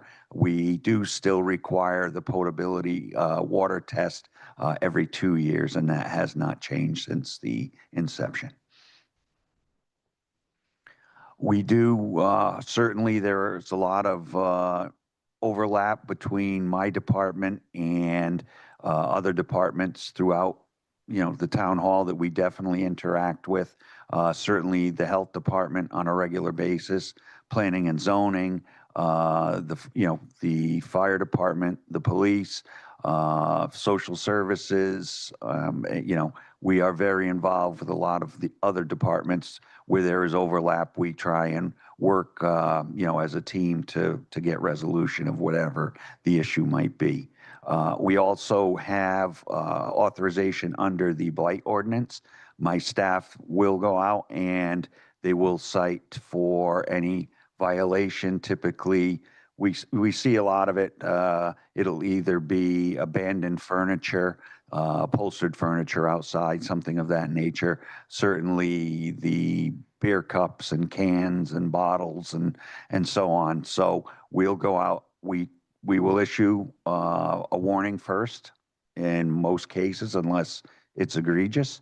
And then after that, there's a $90 ticket that will be written for to the violator. The off-street parking ordinance is a separate ordinance from what I was just discussing. This basically addresses parking at 1, 2, and 3 family dwellings throughout the town. The larger developments at the time when this ordinance was written were not included because most of them would already, through their planning phase, have had parking spaces put in, enough to accommodate what they needed for the various complex. Whereas with the single family dwellings, a lot of them were driving over lawns, running the lawns up. We had concerns with people driving across sidewalks, parking on sidewalks. There was a lot going on, not only from a safety point of view, but from a blighting point of view as well. So part of that, again, 1, 2, and 3 family dwellings, we have a plan that is submitted. There's criteria within the ordinance, and then we approve the plan, and the landlord has 90 days to do the work on the property to bring it into compliance with the ordinance and the plan that they have submitted. There's a one-time $35 administrative fee that we collect for these types of applications. And I'm sure, as you can imagine, in the beginning when this was first adopted, we had, a couple of hundred that we had to do. Now we still do some. They probably come in, I would estimate maybe 1 to 2 a week we see now, which still speaks to the number of properties being converted. In general, and I was surprised early on when we had adopted this, landlords have been, for the most part, very agreeable. As I'm sure you can imagine, the ones that aren't take up the vast majority of our time. That's just the nature of things. We have had, throughout the years of this program, very good luck getting into rental dwelling units. Keeping in mind, my inspectors are as bound by the Fourth Amendment as anybody else. We need right of entry from whoever is the actual occupant. So a landlord cannot give us right of entry into one of their tenants' domiciles. So we definitely collect those forms or get a verbal right of entry, and we take that very seriously. But again, we've had very good luck getting into the vast majority of people are receptive as far as having us come in and do what we have to do. Fees, for the most part, are paid in a timely manner. If not, we work with the town attorney to either put a lien on the property or to try and come up with a payment plan or something of that nature. But as a rule, the fees are for the most part, paid on time. And again, what I mentioned, problematic landlords are obviously harder to deal with and a bigger drain on staff resources. So good on that one. So I'll move on to building inspection. That's the other side of what we do. All 169 towns in the state of Connecticut are required to enforce one state building code. We, as a municipality, cannot modify it in any way. In Connecticut, we use the International Code Council suite of documents that I had mentioned earlier. We basically, once a permit is issued, somebody makes application to us. We do everything paperless. We have been for quite a few years now. So everything is done online, from the application to the upload of electronic plans and other documentation. Typically, when those come in, we'll do a plan review, and then we'll do the subsequent inspections based on the nature of the work. And if we find deficiencies, obviously we cite them. And if we find everything is okay, then we proceed to approve the various progress steps and then issue the CO or certificate of approval as, whichever one is the correct for the scope of work. All inspectors on the building side, again, need that state licensure. As I had mentioned, all three, myself, Ben, and Brad, hold the full building official certification, even though the town is only required to have one with that full licensure. And we're in the process of getting potentially a fourth inspector certified to start with, is just the residential building inspector, but also working as a licensed building inspector on that. We do require, training from the state to maintain our licenses based on what level of licensure you have. And we also get our national certification from the International Code Council. I kind of went over most of this already. So basically, again, it's just residential jobs are covered by the International Residential Code, which is just one book. The rest of the work that we do is the entire suite, and I won't read you the alphabet soup up on the slide. Basically, it's your electrical, plumbing, building, existing building, energy code, your accessibility standard, and your electrical code. Reports, we do, again, in the field, we're paperless. We use iPads for our inspections. We email the applicant in real time when we're done with the inspection, so they have photographs and a brief narrative of exactly what work was found to be deficient and needs to be corrected. And basically, when something passes final inspection, that's when we will issue the certificate of occupancy or the certificate of approval based on what it is. And that's what I got. Happy to take any questions. There was a property that somewhat near me that was became an absolutely incredible eyesore this past year. Was your department responsible for the cleaning up of that? I don't know of the specific address, but it's The worst one. it's probably yes, because we do have enforcement for tall grass and vacant properties and rental properties. We Okay, can, this was almost a junkyard on a residential lot. was this on Browns Road? Yeah, I was trying to be less I see. less I see. specific. No, my department was not involved with that. Okay. That was not a building issue. Okay. Anybody else have questions? So the other question that people have been wondering about is the standard. How is the standard doing? Can we ask you that? You certainly can ask me that. It's certainly on its way. Some of the buildings are very close to being COable, let's say. There are still a few that will need some work. The deadline is obviously it is their deadline. I know that's important to everybody. It is absolutely incumbent upon those folks. They hold their own destiny, basically, if they get it done in time.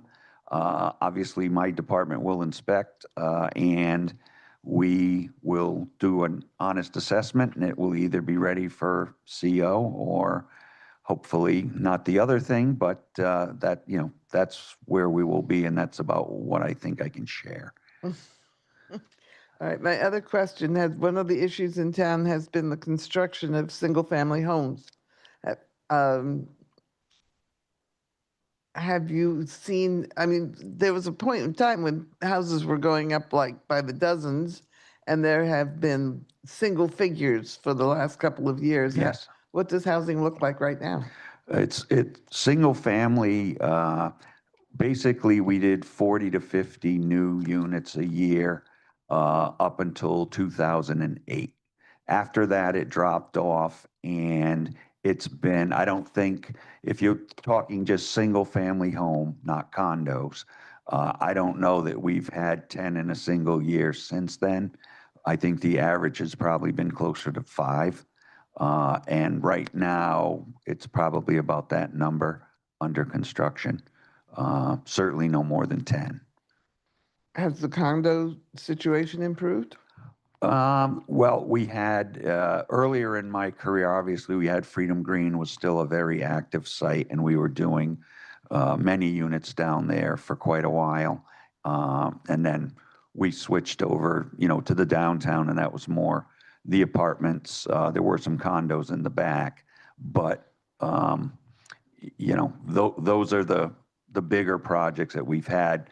Other than the current, apartments under construction, we don't really have any condos active right now that I'm aware of. Okay. Mr. Coleman.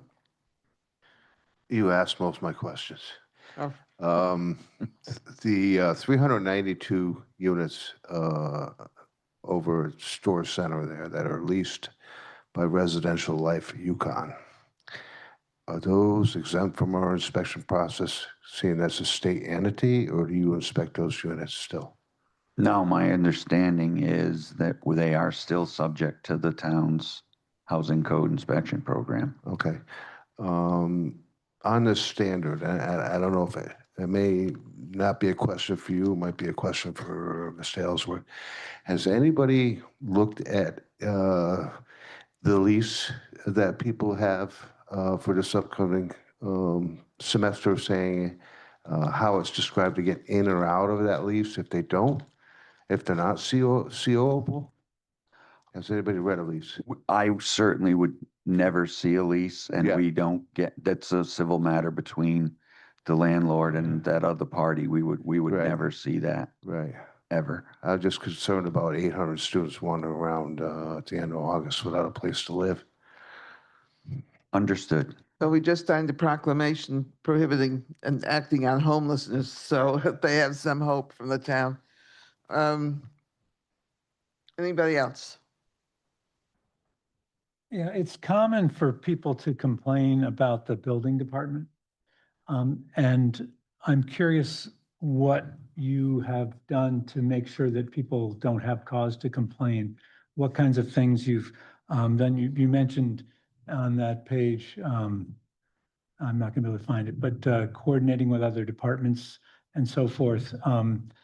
I've heard, I don't want to, give a specific people, but that the communication isn't what I imagine you would hope it would be.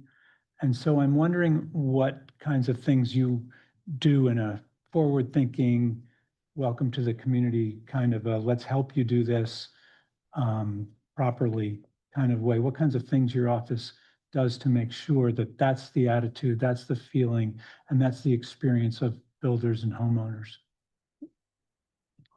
Well, in all due respect, I don't not hear that we do not communicate well. I certainly, anybody who ever wants to speak to me regarding the conduct in my department, I certainly would welcome it and encourage it. We do get complaints periodically because the nature of the work we do. We are regulators. A lot of the time when we are doing our job, we are costing people money. Some folks handle that very well. Others, quite frankly, do not. And we occasionally are on the receiving end of some rather unpleasant and unprofessional.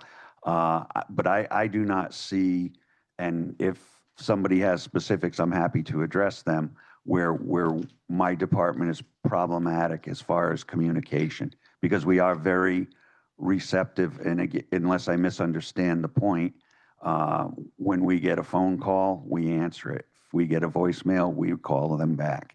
We are very diligent with our scheduling. If folks have a complaint, there certainly is a very systematic form of enforcement that we have to take. And we absolutely try and do things where if we cite somebody for something, we can open the guiding document and point and say, this is what we're talking about.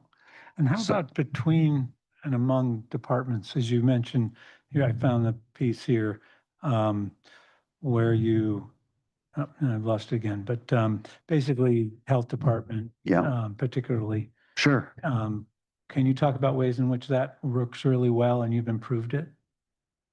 The communication, both anticipatory communication and just general, gathering and so forth. You mentioned informing, but I would love to think you guys are really coordinating. And again, somebody who's trying to have a project is finding, wow, they're looking out for me. They made sure I knew about this, that, or the other thing from one department to another. We absolutely share. If somebody is, and it can be a building project, we know what our requirements are, and we certainly would always direct them to the proper department, be it health department, zoning, whatever the case may be. so that they can speak to the proper individual. That's our standard operating procedure. That's how we've done things and how we'll continue to do things. You know, we work very closely with the fire marshal's office, very closely. We have a lot of overlap on new construction. So, you know, we certainly, to me, I believe we do a very good job working between all the departments where we may have overlapping responsibilities. Great, thank you. I think one of the major improvements over the past decade has been going paperless. I mean, because this provides real records of the inspection for the party who's been inspected, and real time, you know, instant and documentable, and that's been a real significant improvement. Any other questions? Well, thank you once again. We always are interested in what's going on in town, and you are certainly at the focal point of what's happening. So it's always good to get the reports. Thank you. So thanks very much. All right, proceeding now. It's 9 o'clock. We do have an after meeting, non-meeting to discuss collective bargaining. So even when we get through the agenda, we're not quite done. So keep your eyes on the time, everybody. The next item on our agenda is the report of the town manager, Mr. Aylesworth. Keep your eyes on the time, everybody. I guess I'm everybody right now. No, I'm talking, no, that's just no, definitely not. All right.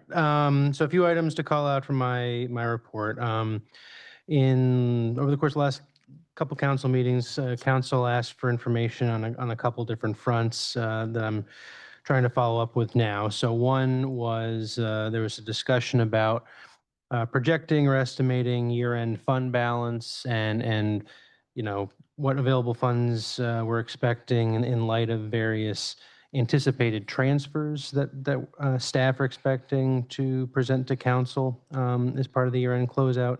And so I provide those calculations here. So just to call out a couple things.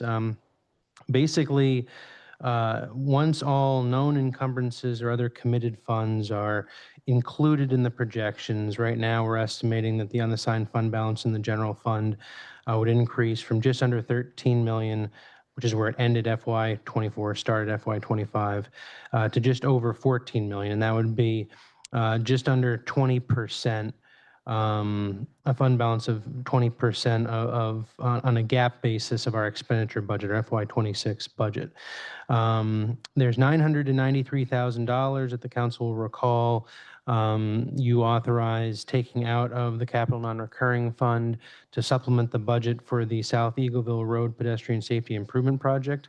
And so certainly staff expectation has been all along that those funds, the council will in fact replenish those funds. And so if we operate on the assumption that at a minimum that transfer will also take place, it would revise down the unassigned fund balance in the general fund to just over 13 million, or just over 18% of the approved FY26 budget.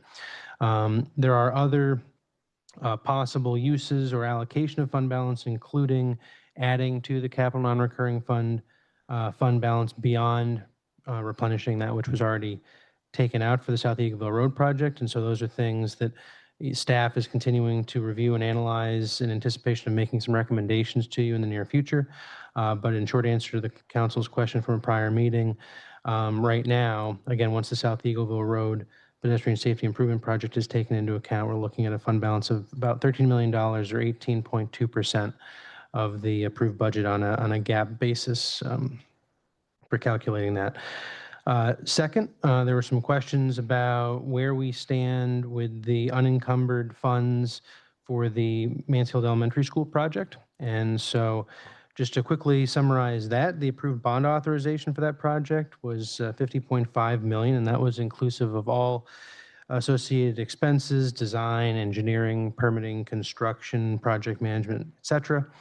The contracted project cost was roughly $47.6 million.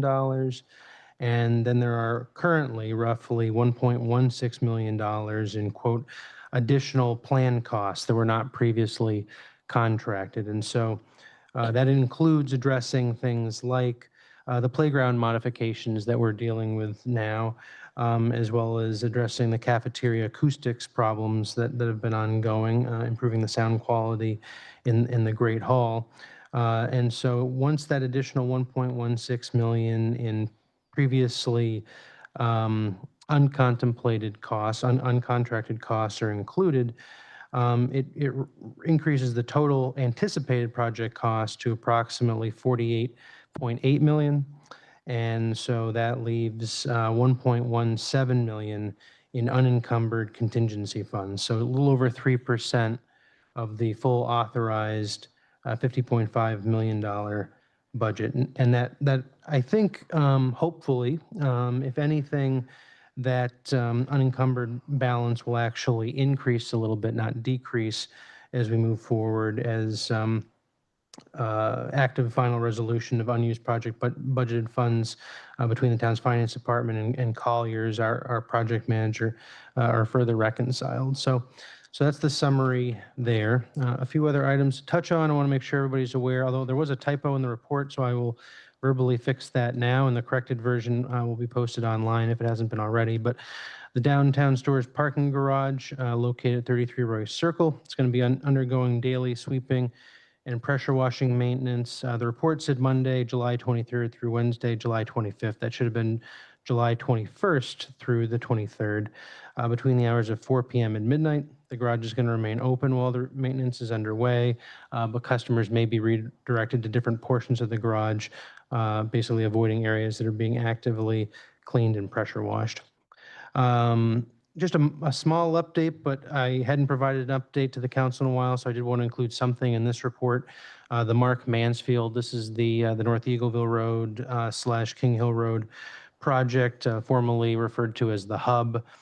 Council, obviously, and some citizen related interests. There were questions about blasting activity and associated concerns about environmental impacts from the blasting. So I wanted to make sure the council knows that a formal blasting plan has not yet been submitted to the town. Once it's submitted, the town's fire marshal will review it within the context of that office's official regulatory scope, which really is limited to what I'll, using lay speak, refer to as surface safety matters. So the fire marshal is going to look at it from a standpoint of, if this blasting moves forward, what sort of concerns or risks need to be mitigated in terms of like the initial blasting activity and things on the surface. When it comes to subsurface potential impacts from the blasting, from the vibrations, UConn and its consultant are currently assessing the developer's preliminary blasting plan to identify any issues or concerns related to environmental health and quality. And those findings, any requests for mitigation that UConn imposes on to the developer for again, mitigation or monitoring is going to be shared with the town. So we continue to follow up with UConn to find out, learn about the status, and we'll share additional information with the council once it's available. Want to make sure folks know that a couple fun events happening at the library this Saturday, July 19th. First, they're going to be hosting Daylily Dig, and that's going to kick off at 9:30. So there's some plentiful daylilies at the library right now. And so when you have an embarrassment of riches when it comes to daylilies, what a great way to bring people to the library to share in some of that wealth, and people can bring their gardening clothes and accessories and help bring some of those daylilies back to their homes to be replanted. And again, that starts at 9:30. And then later in the day, folks may have seen a fun social media video that was produced in the last few days on this front. But they're going to be hosting a game and puzzle swap from 2 to 4 p.m. in Buchanan Auditorium, and we'll be accepting donations of games and puzzles for all ages and abilities that are complete and in good condition during normal library hours, basically throughout the week. This week, Parks and Recreation. Obviously, we heard a lot of comments this evening, concerns and perspectives about proposed changes in membership fees and options and the insurance supported membership program participation. So just very briefly, I don't want to say more at this point, but I do want the council to know that when they became aware of the proposed dissolution of our participation in the program. Tivity, which is the vendor for Silver Sneakers, they did reach out to the town. As we've said in the past, Tivity historically has not been particularly willing to negotiate terms that would be meaningful changes in our agreement with them. There may be some renewed interest on their part or new interest on their part to have a serious negotiation now based on the plan to discontinue the program. So we will be having discussions with them, and we'll see where that goes, and we'll see what sort of hopefully enhanced terms and conditions, benefits that the vendor is willing to extend the town for if continuation of that program becomes viable with those additional terms in place. Obviously, the council will be fully debriefed on the substance of those discussions as they move forward. Want the council to know that we are working, Department of Parks and Recreation is working with a vendor with our RecTrack vendor to create a new registration app. I know the deputy mayor is not here. I think, though, he's one of the leading critics, as it were, about lack of administrative ease and how cumbersome and inefficient it is to register for Parks and Rec programs. The mayor wants He to... only speaks more strongly than others have had the same problem. Right. And so we're hoping that the mobile version, the app version, will help streamline things and make it a lot easier and improve on that end user experience, which as somebody who uses RecTrack to register for programs, I can certainly attest to the headaches that the deputy mayor and others have indicated. On a related note, again, we've been talking a lot about the fees and membership categories as it relates to the Parks and Rec Master Plan, but I did want to share with the council that we're continuing to make progress on the implementation of other aspects of the master plan, including planning for capital improvements that'll facilitate ADA accessibility and just overall accessibility improvements to a number of our park properties. And just a couple more things. Earlier this month, the annual request for proposals, the RFP, as it relates to the agency grants, the monies we make available for nonprofits that provide services to vulnerable populations in the town of Mansfield. That RFP was issued, and we made very sure through the Department of Human Services, made sure that the organizations that have participated in or have applied for funding in the past were very aware that this is now open, and we've kind of widely broadcast it. So applications are due by the close of business on July 30th. The Summer Fun Bus continues to be off to a great start as of July 2nd. The program, and again, this is a collaboration between Human Services, Mansfield Public Schools, and Mansfield Public Library, has reached 25 families and more than 100 individuals. And so the books, the treats, and the fun activities that the vans bring around to various neighborhoods to encourage summer reading and community engagement seems to be very well received. And I think in the interest of time, well, actually one more update on the water treatment system for Mansfield Elementary School. I think I provided a similar timeline or the same timeline perhaps at the last council meeting. So this may just be reiterating something I shared before, but Connecticut Water has indicated that the remaining component, basically this control panel that has been fabricated and needs to be installed in order to make the system operational. They're expecting delivery of that component to Connecticut Water from wherever it's being fabricated the week of July 21st. And Connecticut Water has assured us that as soon as they have it in their custody, they will be installing it. So we are still expecting the water treatment system to be operational at the end of this month. The Department of Public Health needs to come out and do its inspection of it before it's signed off on. But we're anticipating the end of this month that the water treatment system for Mansfield Elementary School will in fact finally be operational. Thank you. Questions for the town manager? Mr. Coleman. Thank you, Madam Mayor, and thank you, Mr. Town Manager, for your report. On the elementary school, we're looking at $48.8 million in bonding.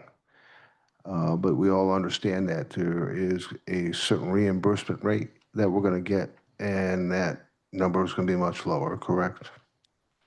Yeah, it's somewhere in the neighborhood of 65% of the project cost reimbursed by the state. Okay, but we've done a lot of stuff that's not reimbursable along the way, so we'll have a final figure on the bonding when? I mean, it takes time for the project to be fully closed out. I mean, down to the penny, it'll probably take years, but we can provide additional revised estimates of the breakout of what has been reimbursed. Okay, thank you. In the last school building committee meeting, you were talking about the lighting in the Great Hall, and I think I saw another figure for the acoustics panels for, it was 400 and some odd thousand of dollars above the 325 that you quoted me last time. The estimates came in about $100,000 higher than we expected because of additional work that needed to be done. Yeah, so does that include the wiring and the lighting? Yes. Is the lighting, is there something wrong with the lighting presently? Where it's not working as it's supposed to? No, it's just that these panels, what's going to be hanging from the ceiling to block excess noise will also block light, so they have to move the lights. Okay, so still be a fire inspection on that? Everything is, the sprinkler system is going to work fine, and they've contacted the fire marshal. Yeah, So the plans have been reviewed by Okay, so there's no additional cost in wiring that we can the expect? cost that we saw was an estimated cost, because it hasn't gone out to bid yet. Yeah, okay. But we are assuming that it will be in that ballpark. Okay, and that's a refundable? I don't think that is Yeah, those costs will not be reimbursed. Okay. On the mark, good to hear that's moving forward. Now, who's the consultant for UConn that's working with UConn? I believe they consult with Haley and Aldrich. Okay, we didn't want to consult with them on the town side at all? I mean, we're separate entities. We talked with Haley and Aldrich. We took the conversations as far as we could without creating a conflict of interest situation. Okay, that's all I got. Thank you. Any other questions? Mr. Giefner? I'm curious about the other side, what was to be the new mark, the old hub. It was in two parts. One part is being done. What do we know about the other side? We continue to be told, so it's kind of reversive intuitively what you'd think, the sites would be sort of alphanumerically labeled given the construction sequencing. So site B, the Sergeant Pep side of the road, that's what's moving forward first. Site A, which is the site bounded by North Eagleville Road, on its north side, and then King Hill Road, so they're kind of wedged in between the two. The projects are about, we're being told by the developer, the plan is to offset the start of construction by about a year. And so basically there will be periods of time where both projects are actively underway, but just kind of talking about it qualitatively, what we're being told from the developer is that there'll be basically like a year, called a year offset and staggered in their start. So there will be a year or so of overlap, and then one will open and the other one would follow by a year. Okay, and I don't have all the exact property delineations in my head. The restaurant that is adding on, it's in the item right before. Ted's is adding. That is entirely different. Yeah, piece of property. That property is, it's not part of the redevelopment of. Okay. Yeah. Thank you. I had the same question. Mr. Coleman? I just have one more question in regards to the Silver Sneakers program and the rate increases. I see a lot of other towns around the state, community centers, use Silver Sneakers, and it works for them. I'm trying to figure out what's not working. I mean, we've tried to explain it. Is it lack of swiping? Is that part of the problem? Yeah. So I guess, and obviously there'll be opportunities for, further more in-depth discussion as staff come back to the council with updates on this front. But I think as we've heard from Jay O'Keefe, the director, and we talked about during the the master planning process and the financial sustainability strategy process with the consultant. Part of what makes Mansfield situation unique, and I don't have the exact percentages, the way that these were shared over a year ago. I would just need to refresh my own memory on what they are. But as a proportionate basis, like the size of our community, the proportion of our community that's made up of employees with this benefit, state retirees, is an order of magnitude more than other communities typically have, right? Because we have a lot of former Yukon people that live here.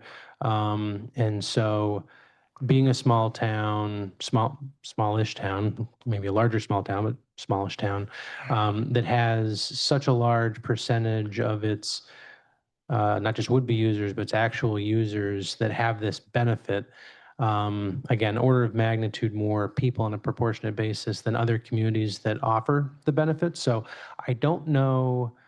And the other thing too is that for reasons that probably seem apparent, communities, other facilities are often leery about sharing their statistics and their numbers for various reasons you can kind of understand. But in any case, I don't know that we have reason to believe that our level of activity amongst Silver Sneakers members, either the number of trips people make to the facility or, as was raised tonight, like the number of unswiped trips that are made, that necessarily we're in a different category or worse off than others. I think it really is just more, there are a lot of challenges with the program in terms of the reimbursement rate and the total number of the universe of potential individuals that have access to the benefit that use the facility is a lot higher in Mansfield than it would be in another community that doesn't have the flagship, state university here. I think one of the things we heard tonight is from the audience an assumption that almost all the seniors in town are eligible, which is not true. I don't know what percentage of our senior population actually were former state employees. I don't think you have to be a former state employee. It works with Medicare. It doesn't work. No, it's a benefit that goes to, it's part of the Medicare Advantage package. It's not part of Medicare. It's part of the supplement that the state But purchases. can other seniors purchase Medicare supplementary insurance that includes Silver Seeker? They can do that, and there are a couple of other plans that have Silver Sneakers-like programs with different insurance companies, but they're in different Medicare Advantage programs. It doesn't come with Medicare. It comes with this supplemental program because Medicare doesn't do wellness. I'm afraid that we're going to price ourselves out of members. And I'm also worried about the most vulnerable population, the people who need it most. I think that following what Mr. Aylesworth said, that the impact of Silver Sneakers is higher on our town and on our center than the other towns. I think also that we are somewhat hampered by the assumption that has been part of our budgeting process since the community center was built, that the activities in the community center would be entirely self-supporting. I know, for example, that when Wyndham built its community center, they don't charge members. The entire community center programs and building are paid for out of the town's budget. And we have never required that. They do not charge fees, or they charge $10 a day. $10 for membership. Their whole philosophy about how their community center serves the public is different from the philosophy that was adopted at the time this center was built. We're not fully hampered by that. subscribed, right? We're still at least 1,000 members short compared to 2020. So raising prices is going to help us get more members to fill that void. We're literally at the.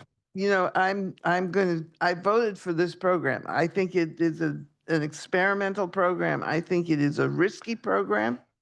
And I'm waiting to see what happens, because if we don't make some accommodation for those people who need the center and want it and can't afford it, I think this whole project will fail. You could probably do both. Well, that was in the plan. If you filled your membership.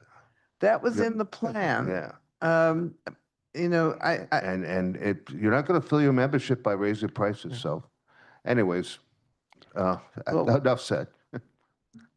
I'm not, I, We can certainly add this to a future agenda to discuss further. yes. On that, it's, well, actually, I thought there was an interesting number, assuming it's accurate, where the gentleman here said, I could find his name, but anyway, that so-and-so percent of Ashford's seniors, so-and-so percent are under the poverty line, so-and-so percent in Willington, under the poverty line, 0% in Mansfield. Now, I'm not, let's just take the trend. It's interesting. I think we have a higher percentage of people in Mansfield who had professional careers and therefore are not as poverty stricken, but we certainly have poor people in Mansfield of all ages. It was just very interesting to hear that and then to be concerned. I also was thrown by the characterization of the senior, silver, help me out. Silver sneakers? Thank you. Silver sneakers as a membership. It's actually not a membership, is it? I mean, isn't it just a use? You just come in and use it. Is this true? It's not a membership. It's a benefit that is issued by insurance companies, which you may take advantage of by swiping in. But And once you swipe in, the center gets reimbursed. A membership a number of times, as if it was a membership level, but it seems to me it's a use level. It's simply have arrived. It also gives you a full membership to the community center. So when you are a Silver Sneakers member, you become a full member of the community center. So you have access to the pools, you have access to the gym. It's not just to the classes. But if I pay a daily fee, I have that same benefit. So it sounds like more as if it's a daily fee or a use fee rather than a level of membership. Well, it's called a membership. Yeah, I mean, I think so. Just real quick, and I want to, this is not on the agenda, so I don't think we should really say much more about this, but just very quickly. So the mayor's right. My understanding is that if you have Silver Sneakers as a benefit, you're basically enrolled. You're treated as a member of the community You fill out center. a membership form. Fill and out you a membership become a form. member. It's sort of administratively, paperwork wise, it's the same thing. There's no transaction made. If you're a Silver Sneakers member, you don't pay anything to use the facility. When you swipe in for the day, what happens is that transaction is logged and the insurance company pays the $3. One thing wasn't said earlier, important point, there's a cap. And so it's capped at 10 swipes per month. So the most we would ever get is $30 right now, whether you're using it, 100 times a day or 100 times a month. It's capped at 10 a month. So right now we could never, it's great that some people are talking about it is a wonderful facility and there's great fellowship there, and don't want to dismiss any of those benefits that anybody receives by being a member there. But it is not accurate to say that if everybody who's a Silver Sneakers beneficiary, went there 30 times a month, that we would be getting 30 times 3. That wouldn't happen. So. The other one that 4 people talked about is the possibility of putting a supplement on top of the Silver Sneakers. Also prohibited, as I understand. It's prohibited. Yeah, and I mean, Jay O'Keefe could explain better, but I mean, there's all sorts of safeguards in place that preventing basically the center or the department from getting additional revenue from Silver Sneakers members. I don't want to say, yeah. So additional funds. I mean, obviously, people could make a personal donation, but you can't require separately for classes, which I do. If there are classes which have a charge, you don't pay for your membership, but you do pay for the class. Silver Sneakers classes are free. So are these regulations put in place by the entity that you were talking about? Tivity, insurance company. Yeah, they Medicare. They're negotiated between the state and the provider of the Medicare Advantage plan. We cannot ourselves just negotiate. We have to go through the state. Well, it sounds like the Medicare Advantage plan is willing to negotiate with Mansfield, which we have been told they would not. But now we have. Right now, it's unclear, what that negotiation would look like. I don't want to say it's anything particularly favorable that we would be interested in, but they do seem interested in having discussions that they previously did not. Because they were telling us that we were being told that there was no point. We couldn't even talk to them. What's in it for them? It's a benefit that they don't pay much for. Was for the insurance The company? insurance company, yeah. The insurance company this is a wellness program. And if people do these things, they are less likely to have heart attacks, strokes, be obese, all the things that are very costly for health insurance. I would urge us as we look into possibly if there's a renegotiation that can happen for silver sneakers, that we also look at some type of assistance for veterans to be able to get a discount as well, because most of us can't even afford to go to the community center. All right, that's all going to be on a future agenda.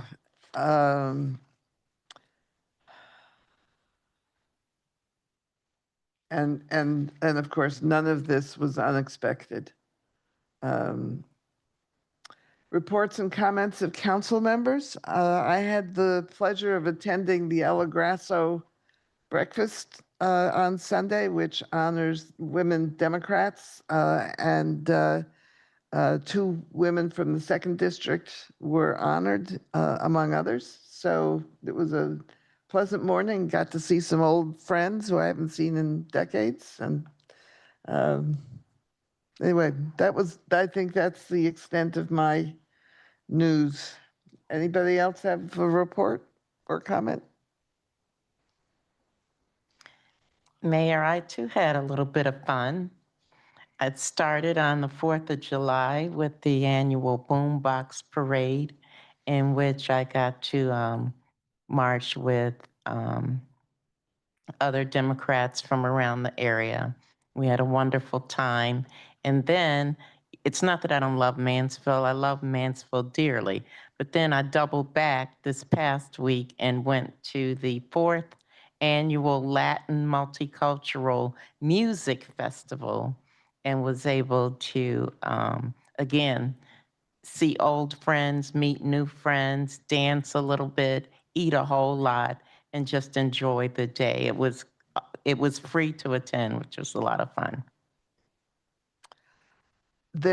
Speaking of music, there was one other thing. The Hop River Music Festival is Thursday nights in this month in Vondermaiden. And if you like chamber music, it's a voluntary donation.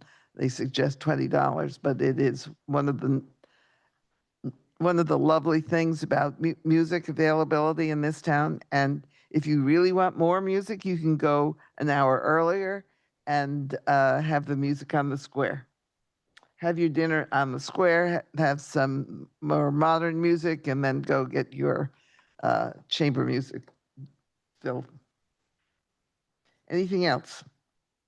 All right, then let's move on to reports of council committees. Finance was canceled for this month. How about personnel? Personnel? Nothing. And committee on committees. Okay. Then we have some communications, and we have talked about one item for future agendas. Is there anything else for future agendas? Hearing nothing, I will entertain a motion to adjourn. I'll move we adjourn. Mr. Kiefner moves, Mr. Coleman seconds. All those in favor, please raise your hands. All right, so we are adjourned as a council meeting. We now have what is called a non-noticed meeting, which is a private meeting of the council. Let's, well, one of our participants needs Recording to get stopped. back on. We need to kind of treat it like executive session, get the room cleared and all that stuff. Right, so we are in the process of